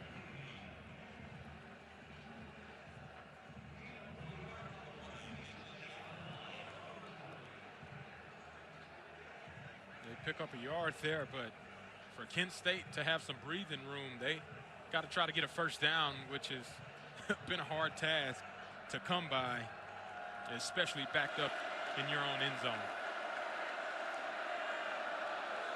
Second down and 9. Donovan Delaney in the backfield. He is hit right at the goal line. Forced himself out to the 2. Taylor Wine there met him in the hole. This defense is trying to get that safety. Wine does a good job coming off of the edge, keeping leverage, and then forcing the ball carrier down to the ground. Now it's 3rd down. And what does Mark Carney want to do? Right on the heels of the goal line behind them.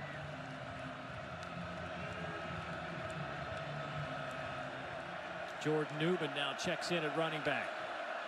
6 on the line of scrimmage. False start on the offense. Everybody except the center. Half the distance to the goal. It is 3rd down.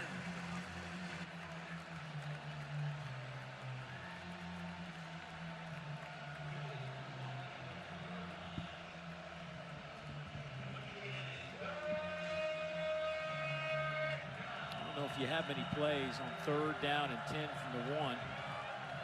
Actually 3rd and 11 from the 1. Whatever play it is that keeps you going forward, whatever that is.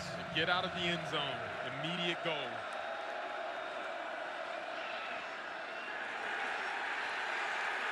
Did he get out of the end zone? They're going to spot his forward progress at the half-yard line. David Stone led the charge, but just nowhere to run. Yeah, and this is like going up against a wall, the way these defenders, and the ball does get out as David Stone makes contact with the ball carrier, and it's very close. But a backed up punt is just as hard as it is trying to get the ball out of the 1-yard line in the end zone for this offense. Durkin will have his heels on the end line. Satania stands back at the 40-yard line waiting for this punt. One step and punt. Satania fields it on the fly. Satania to the 20 and will run out of bounds at the 18-yard line. So a red zone opportunity coming up for the Sooners offensively, leading it by 30 with 7:37 to go here in the 3rd quarter.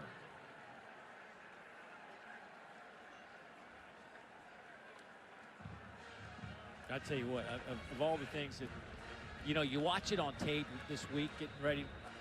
First time we've seen Oklahoma in person, but, you know, you watch the games and you go, man, this defense is legit. This defense is real. When you see it in person, yeah, it's even better. Yeah, it's even more impressive.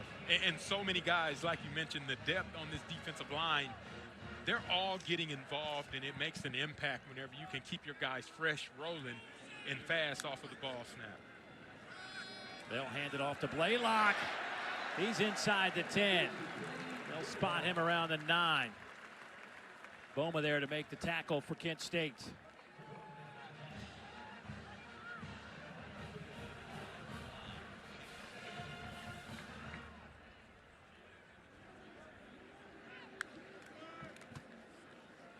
Again, it's Blaylock.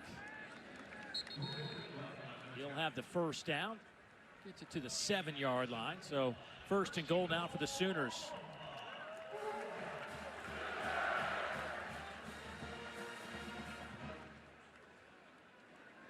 Boy, this road has just been incredible for Kent State. Think about who they've had to play this year.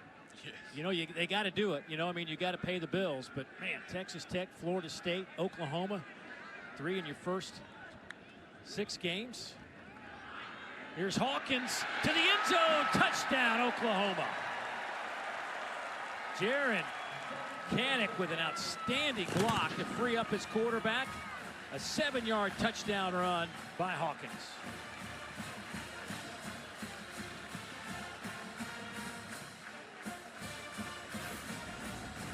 It's a great job by Kanak.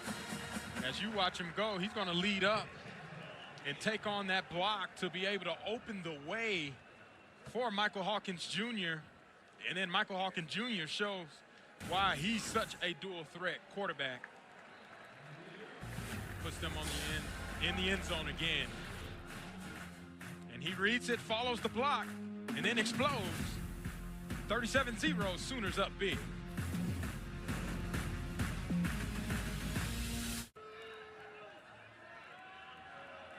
Michael Hawkins Sr. on the left, Michael Hawkins Jr. on the right. Proud papa on the left and a happy son on the right after he just scored the rushing touchdown from 7 yards out. Boy, it's got to be a thrill to watch your son play at the same school you played for, and just going to ball games back in the same building that you played in, all those things. Michael Hawkins Jr. playing in place of the injured John Mateer.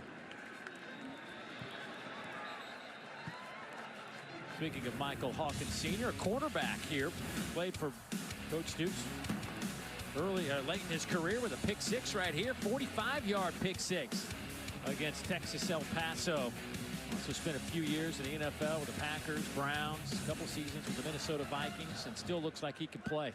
Oh, yeah. Who do you think is faster in college? Was it senior or junior? Oh, boy. I'm going to say Just because the training is different, Michael Hawkins Jr. is the only thing. Bet you won't say it to senior Space, no. You mean Mr. Hawkins? Yeah. Kent State out of the timeout, going to have to take a timeout.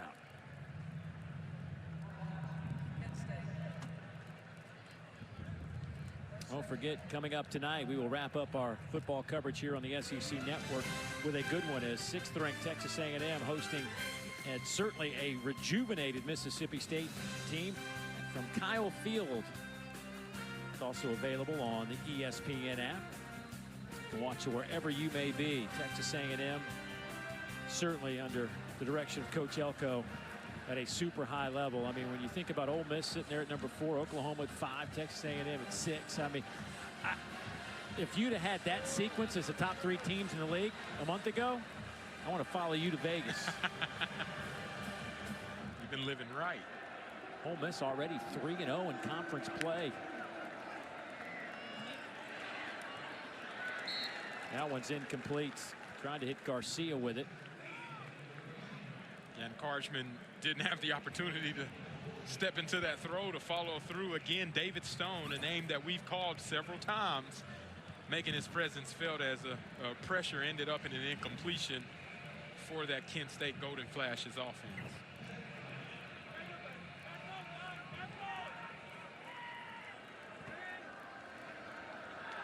Karchman 7 of 14, 71 yards, no picks, no touchdowns. 2nd down and 10. Slings this one, and it is intercepted. The 2nd defensive turnover for the Oklahoma Sooners this afternoon. Their 2nd of the season. Jaden Hardy comes up with this interception. The sophomore with his 1st pick. Well, you know what they say, Dave. Turnovers come in bunches. We already saw the strip sack by R. Mason Thomas in the touchdown. Now you get Hardy playing on the ball, becoming the receiver, securing the 2nd takeaway on the day and 2nd takeaway on the season. One-handed grab right there. Might need to check him out on the offensive side of the ball as well. Look at that, securing it in. Takeaway number 2 for this defense. And again, a short field for the Sooners as they line up at the 30-yard line. Jay Knott will work this series at running back. We'll split him out here to the near side, but Hawkins going to keep it himself. He's got some room to run. He's to the 20, and that'll be close to a 1st down. C.J. Young, the first Golden Flash defender there. Pickup of 11.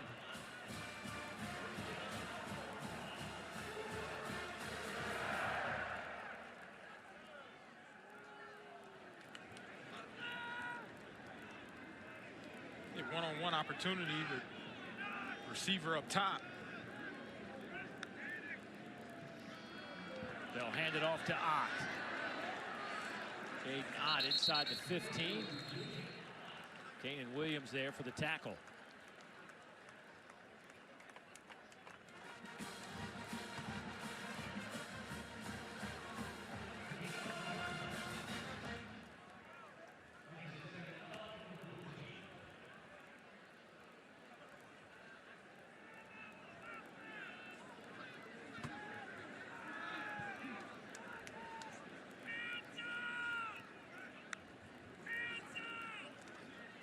Hawkins' pass is caught by Deion Burks at the 10.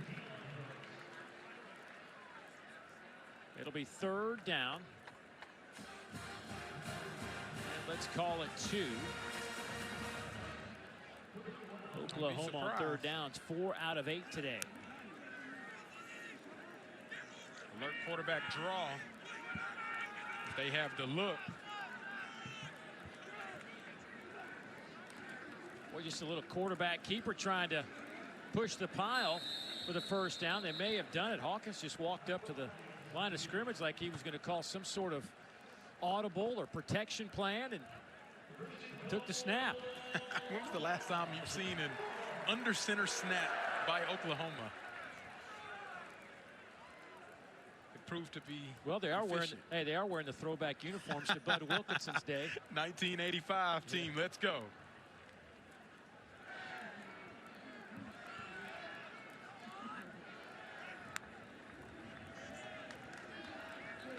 Over the middle, right through the hands of Isaiah Satania. Oh, and that's one you got to have. Michael Hawkins read at RPO. Linebackers come up, throws a dot, which was a laser to Isaiah Satania. Just right off the fingertips of his hands. That's a catch he can make and wishes he had back.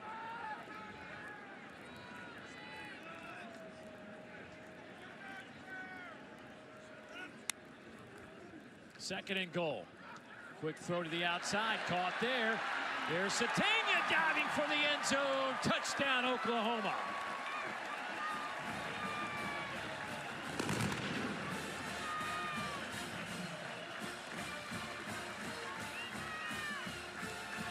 And what I love about that play is Michael Hawkins Jr. says, hey, we didn't connect on the previous play. I'm going to throw it right back to you because I know you're dynamic and a playmaker for us. And Isaiah Satania showcases why he's brought in to be an explosive player for this offense.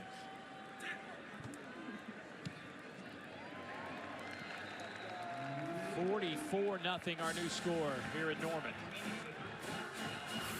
You take a look, one-on-one up top. Isaiah Satania catches the ball, makes the defender miss, and then lowers that shoulders to split the defense. And that's determination to get into the end zone, and why you go get a guy like him out of the transfer portal to make an immediate impact with this revamped wide receiver look. He's had a couple of nice punt returns as well. Total 89 yards in that department, 2 touchdowns today. This is a young man, again, just first year here after transferring from Arkansas, but just a great athlete. Had back-to-back games with career yards. Had 97 against Temple, then answered back with 127 against Auburn. And has put together 75 more yards receiving today. Was a great receiver in high school. Led the country in receiving yards, by the way, as a senior in high school. Over 1,900 yards receiving. Also went on to become the Arkansas Gatorade High School Track and Field Athlete of the Year.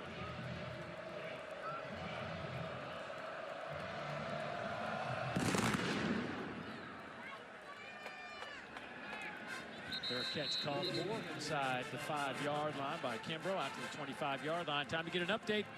Peter, what's going on, buddy? Well, we've got Arch Manning completing passes. The only problem is it's not to other Longhorns.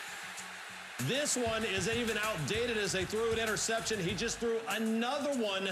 DJ Khaled voice, Florida going to look like win that game up 15 late. Marcel Reed is the blackout over in College Station, an hour until kickoff against Mississippi State. Thank you, buddy. Marcel Reed, 9 touchdown passes for Texas A&M.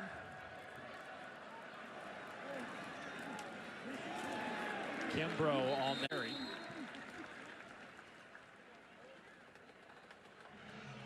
So Ruffin comes in as the new quarterback, Deontay Ruffin. Looks like he'll take him the rest of the way here, as Devin Cargman is done for the day, who got the start. Again, we felt like the top 2 quarterbacks until 30 minutes before the game were Drew DeShields and C.J. Montez, but neither one of them have played today.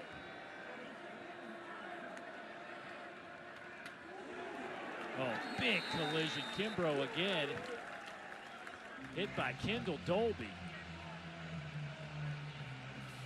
Kendall Dolby absolutely laid the wood on that play. You can hear the pop all the way up here in the booth, Dave. That's how physical that this team is playing. Another TFL on the opposite side of the line of scrimmage, and it puts this Kent State offense in 3rd and 13 with the way this defense has been playing. That's an improbable task. Donovan Delaney in at running back on a 3rd down and 13. Just a straight handoff. Nothing doing on that play. Delaney stopped for no gain. Owen Heineke, the first one there. And that is a quick 3 and out. Clock moves closer to 2 minutes to go here in the third quarter. Mark Carney, again, his team's just a brutal top half of the schedule. They can start working on some MAC games coming up. They've got a date with UMass next week. Try to make that their first FBS win in a few years. Timeout taken by Oklahoma. Oklahoma takes its first timeout of the half. That's a 30-second timeout. Time to take a look at For the Win, brought to you by Sanderson Farms. As we talk about what you think are the best teams in the league. Yeah, right now, Ole Miss, I think that's undeniable. 3 wins in conference play, doing what they need to do. Alabama with an impressive victory over Georgia not too long ago. They're playing very well, and they're up 6 against Diego Pavia right now in Vanderbilt. And then Missouri Tigers, I don't think they've gotten enough credit, but offensively and defensively, they're playing some really good football right now. Yeah, Missouri's kind of under the radar. Just dominating folks. Satania back to return this punt. And he is tackled at the 45-yard line. That is where the Sooners will have it. Let's see how much longer they roll with Michael Hawkins Jr. offensively. Obviously, want to get him enough snaps. You're not sure exactly when John Mateer is going to be back. Red River rivalry next Saturday. Yep.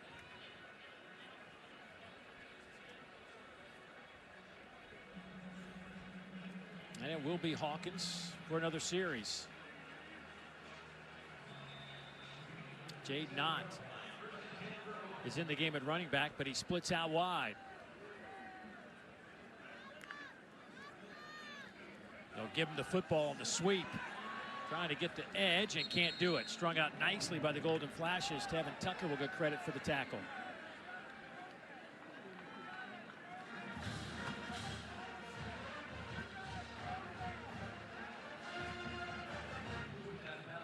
It appears as Tucker wasn't able to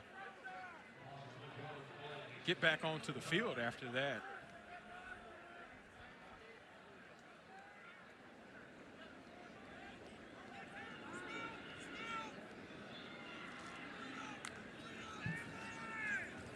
Hawkins looking to throw, slings it near side. Pass caught there by Zion Kearney. The sophomore, he dropped it. Yeah, it was incomplete. He couldn't hang on to it right at the end. He got his hands on it, but just wasn't able to finish the catch. Right as he was trying to reel it in. And that's when you got to make those catches if you want to be on the field and making big-time plays.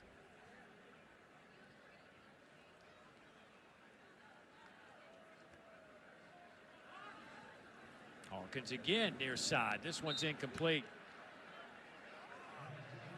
And just like that, it'll be a 4th and 11 coming up, and Oklahoma about to send out the punt team.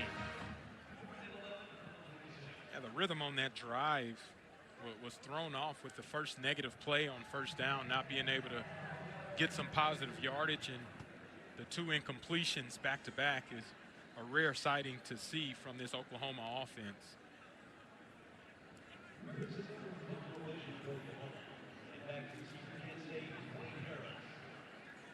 So Wayne Harris back to return this punt.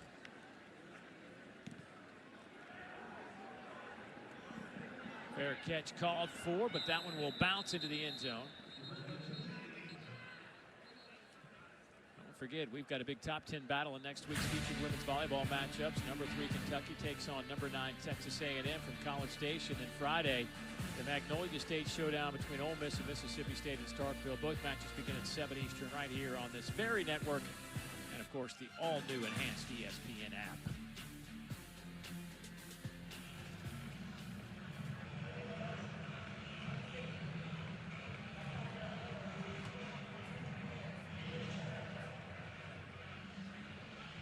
Carney leading this Kent State team, gets the job late. Bringing his team here to Memorial Stadium for the 163rd consecutive sellout. Although the crowd has thinned considerably as we reach 1:01 to play in the third quarter.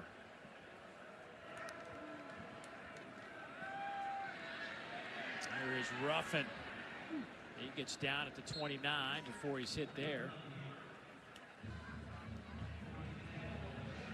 This Kent State team obviously trying to find some answers. I mean, listen, they struggled both sides of the ball. Picked up their first win in their opener, snapping a 22-game losing streak.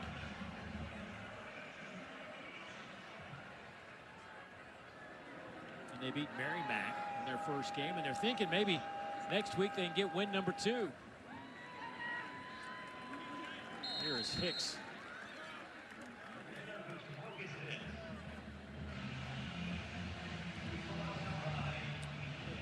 There is Coach Carney, of course, was the quarterback at Fordham for a number of years. You know, he told us a story like when he got recruited to Fordham, he had 3 different head coaches by the end of his first semester on campus.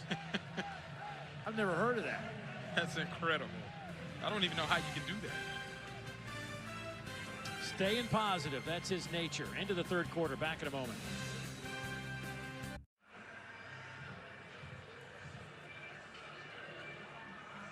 You're watching SEC football presented by Sonic as we head to the fourth quarter here at Oklahoma Memorial Stadium. Boy, it's just been a gorgeous day here. A little breezy,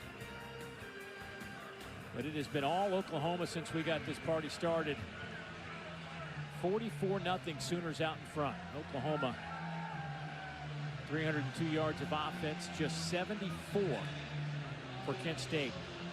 And Fozzie, you said doing the math that basically they've lost 5 since halftime? Yeah, at halftime they were at 79 yards of total offense, and the entire third quarter seems as though they were in the negative yardage territory. Looking at a 3rd down and 8 here to start the fourth. That's what I mentioned. Oklahoma showing pressure. You got 7 guys on the line of scrimmage. Pressure comes. Ruffin just tosses it up, and that one is incomplete. There is a flag down at the 40. Cortland Guillory back there in coverage of Deshaun Martin. Pass interference on the defense, number 4, 15-yard penalty. It is first down. You can hear that wind howling. Matt Leffler's PA mic. Yeah, and Guillory makes contact right before the ball is in the vicinity of the receiver. I believe if he turns his head around while still tracking the hip of the receiver, that call would not be called.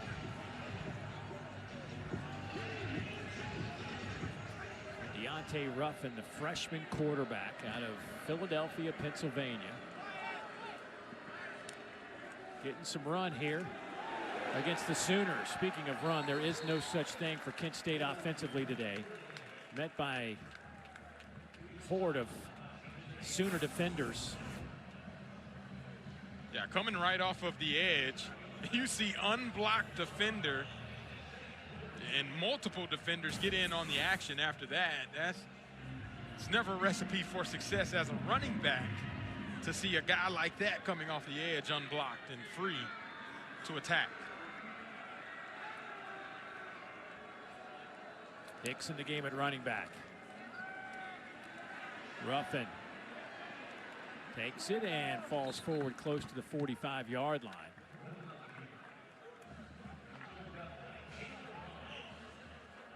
Taylor Heim brings him down, but another 3rd down and 8. This Kent State team just 2 of 9 on 3rd downs today.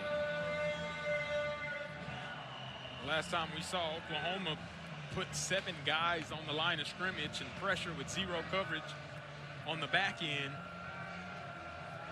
They look a little more safe in this coverage this time.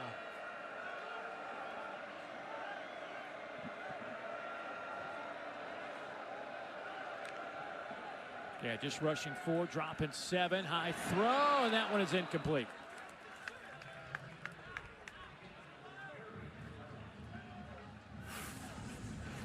that ball's overthrown by Ruffin. He had his receiver, Berry, right on the inside. Usually tips and overthrows end up in the opposing team's hands. And Kent State's probably happy it didn't result in another turnover on their behalf. Satania back to return this punt.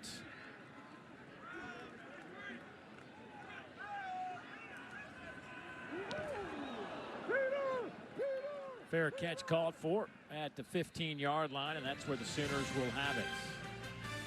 13-18 to go. It's all Oklahoma.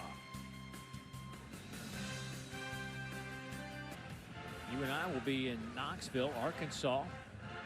Coming to town, Bobby Petrino takes the reins of the Razorback football team. Oklahoma leading 44-0 as Whit Neubauer taking some snaps now here with 13-18 to go. Hands it off to Jaden Ott. Nothing doing there. Maybe a half a yard, but Whit Neubauer, the 6'6", 231-pound sophomore. He's out of Raleigh, North Carolina, but played last year at Mercer. Played 9 games, had 7 starts as a true freshman. Logan Howland being helped off the field, the left tackle.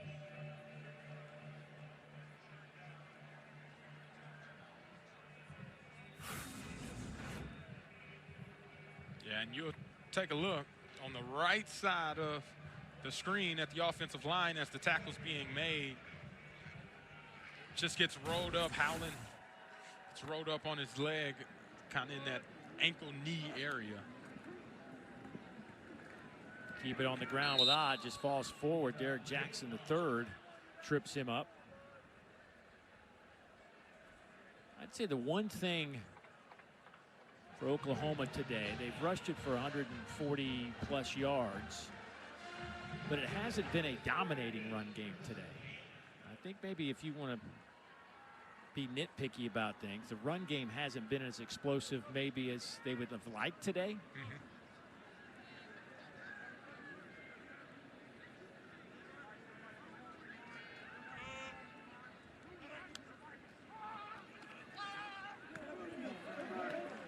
Pass caught on the outside. That one's going to Will Huggins. You know, next week certainly things get real. And to your point about the run game having to be explosive and more a point of successful offenses, especially in this conference, is when the time calls for it to run the rock, you got to be able to do so on command. If you can rip off explosive plays, that makes it a lot easier to do that.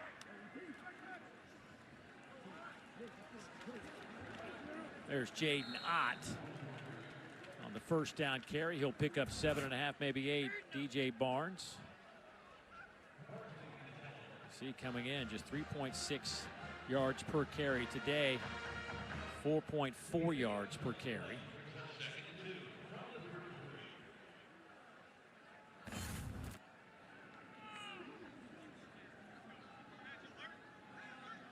On the flip side of things, again, nothing there for Ott. But on the flip side, this Kent State defense or offense has only rushed for 5 yards total today against Oklahoma's defense. Yeah, if you want to talk about staggering numbers, well, that's the one that stands out. That 5 number is something that it's hard to be able to hold a team to 5 yards on a carry, let alone to be able to do that through 3.5 quarters of a game.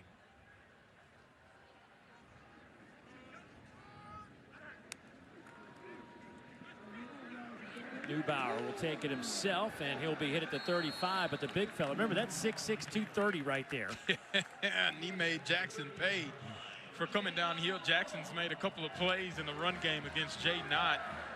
Well, Neubauer is not Jaden Ott. He has him by about 20 pounds and probably about 10 inches in height from a size differential. And Whit Neubauer kind of imposes his will on that last run play. Laylock in the game at running back.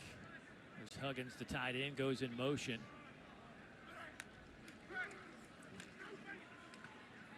That one's batted in the air, and it's incomplete.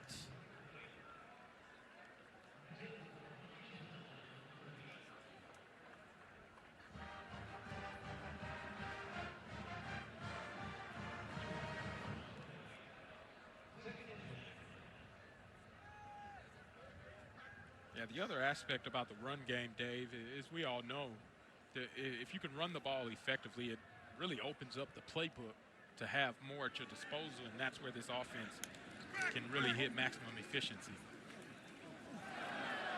Another quick hitter over the middle, and that'd be pass interference. Elijah Thomas, the intended receiver, the true freshman wideout.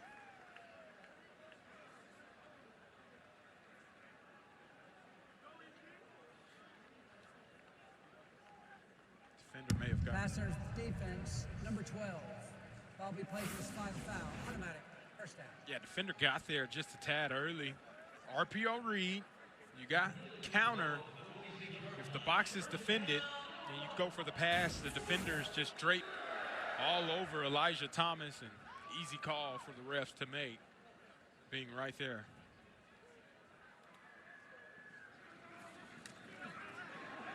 Neubauer keeps it himself.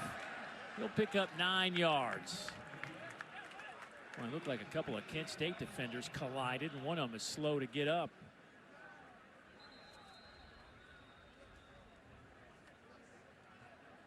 Derek Jackson.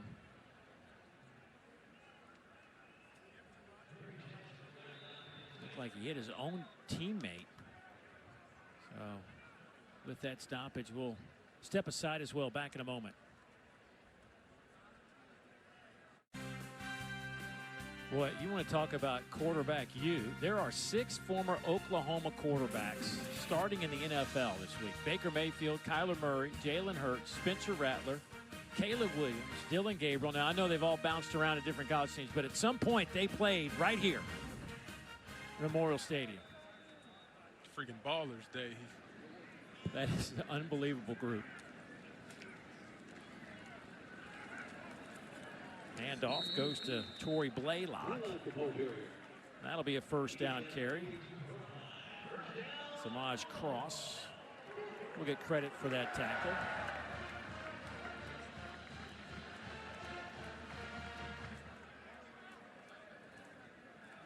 So I'm curious, you know, now guys who can make money off their jerseys, right? The college kids, they used to not be able to do that back in your day. But so does Jalen Hurts or Baker Mayfield. They get money if Oklahoma sells a jersey? Not a chance. They got enough anyway, I guess. It doesn't really matter. They're making NFL money now.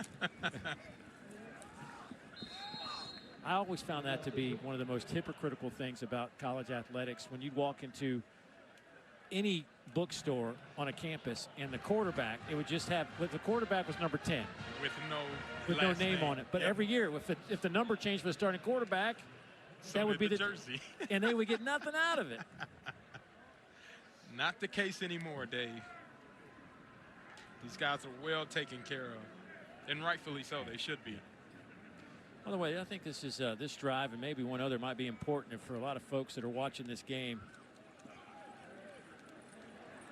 The line on this game was, the last report I had, 46.5 coming right before kickoff.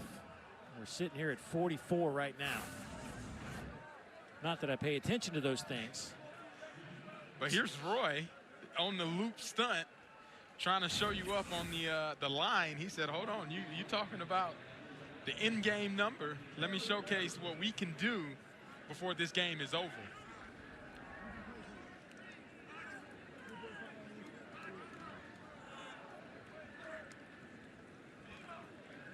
Neubauer steps up, fires. That one is incomplete.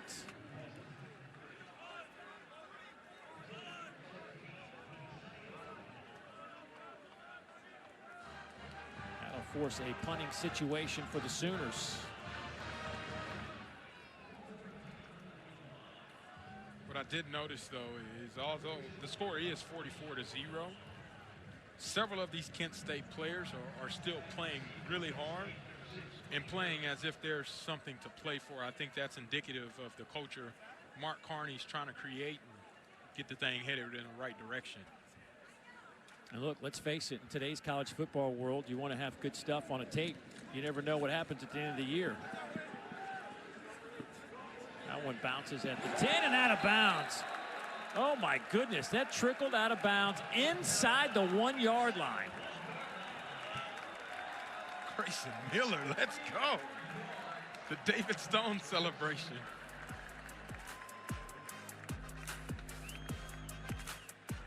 Coming right into your living room.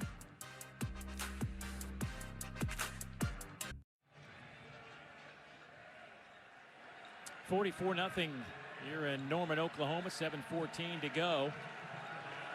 Kent State backed up inside the 1-yard line. Kimbrough in the backfield alongside the freshman Deontay Ruffin at quarterback. They'll stand 5 yards deep in the end zone.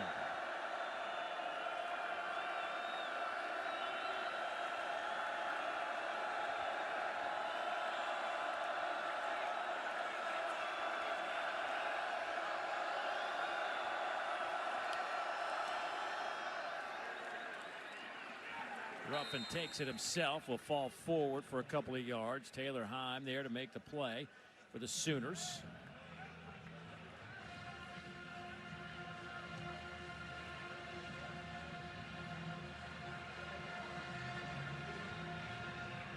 Oklahoma's defense came in giving up 9 points per game. That was second in the conference, third in the country.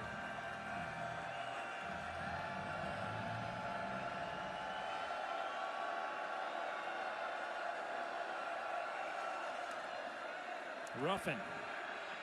Aaron one out from the end zone, and this one is caught out over the 30-yard line. What a grab over there by Ardell Banks. Not quite sure if the defender was able to locate the ball, but Banks does a good job of tracking it, going up and over and snatching it away. It's a big one-on-one play there by Banks to be able to capitalize and, most importantly, give these Golden Flashes some space to work with out of their own end zone.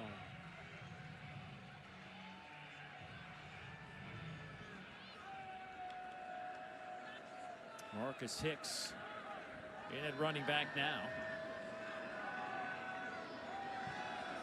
And some movement by Kent State. False start. Offense, number 21.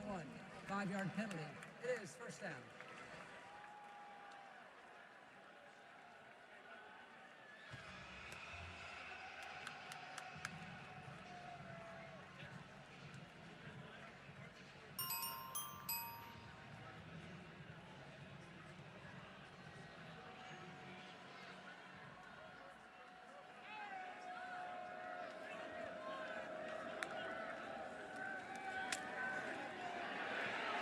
Ruffin dropped back at the 27-yard line. He'll lose a couple. Marcus Strong will get credit for that sack. Yeah, Oklahoma's not sitting back on defense. They bring pressure. Marcus Strong beats his one-on-one, and his arm is strong enough. It only takes one arm to be able to bring down Ruffin for another sack by this Oklahoma defense.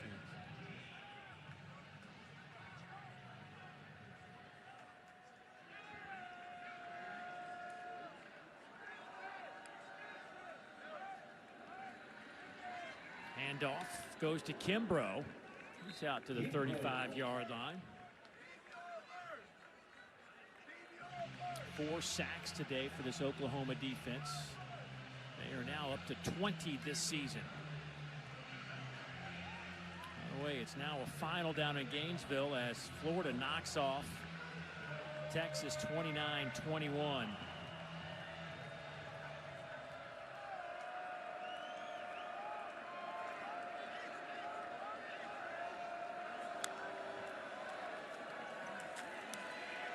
Ruffin. He's hit at the 45. It's Kobe Johnson with the collision for the Sooners. It'll be 4th down and 1.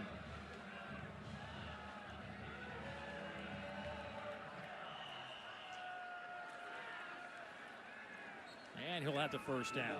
By the way, those of you wondering about Arch Manning, he finished up 16 of 29, 263, 2 touchdowns, 2 picks.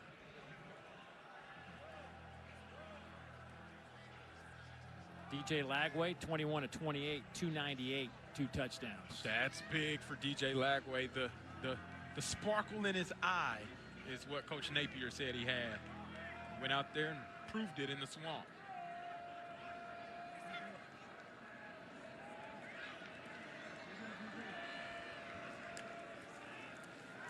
Pressure comes. Ruffin nowhere to go. Sack number 5 for the Sooners.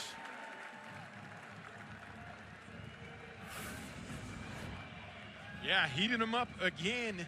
You get to see Hine be the first. Ruffin sheds that tackler, but then Wine comes back in. A little Hine and Wine collaboration there to be able to finish off that sack and bring Ruffin and the Golden Flashes down yet again. So Taylor Hine so frustrated he missed that sack. That gave an opportunity for his teammate Taylor Wine to pick up the sack.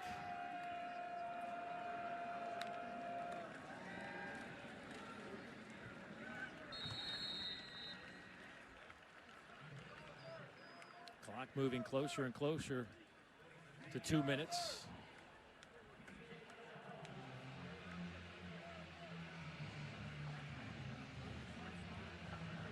Guess what? It's 3rd down again, Dave.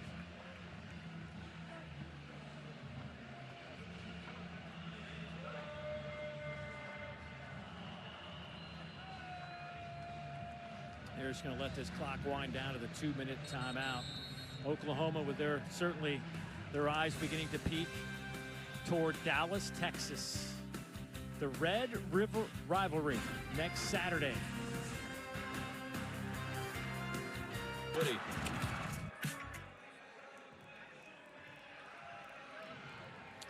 Certainly Vanderbilt, much better football team than anybody might have expected.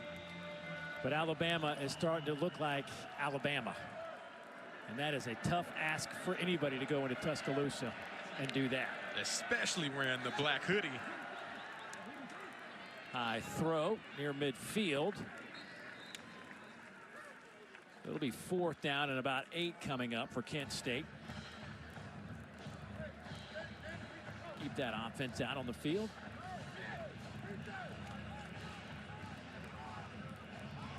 Again, the Sooners trying to get that football back. Kent State trying to close this game out, keep it 44-0. Again, the line. Expect pressure? Is that what we're saying? I don't know. I don't know who's paying attention to what.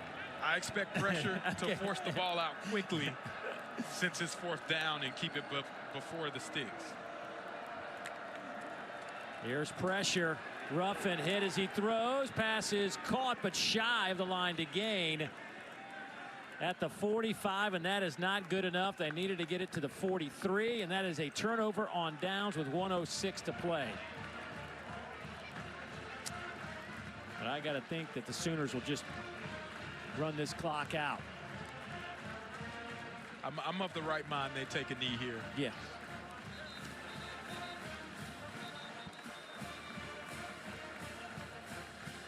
Oklahoma going to have their 2nd shutout under Brent Venables. Previous was back in 2023 when they beat Arkansas State 73-0. Oh, this is not take a knee formation either. No, it is not.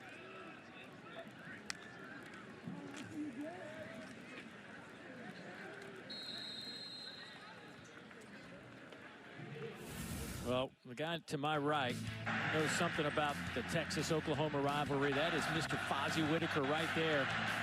Played in that game a couple of years. Look at my guy go. Had a lot of fun in this game.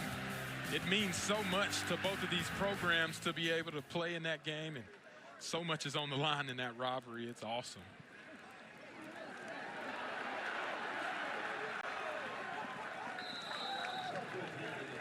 Carry all the way down to the 35-yard line. Gabe Sawchuk with that carry. you know something about this guy, too. You guys played against each other. DeMarco Murray, the running back coach here at Oklahoma. Yeah, a couple of times, obviously, met up in Dallas, and then obviously a few times in the NFL, as well as he was a prominent member of the Cowboys. I played with the Panthers, so we met up with them a few times in the NFC. So it's awesome to see him doing well. Got a stable of running backs, and the rivalry lives on. It's one of the best in the game.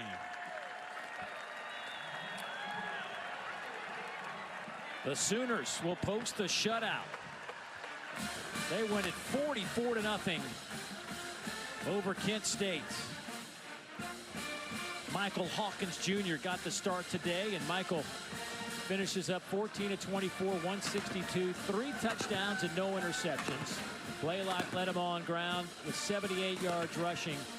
Oklahoma's defense held Kent State to just 17 yards rushing, and they're averaging 9 points a game coming in allowed.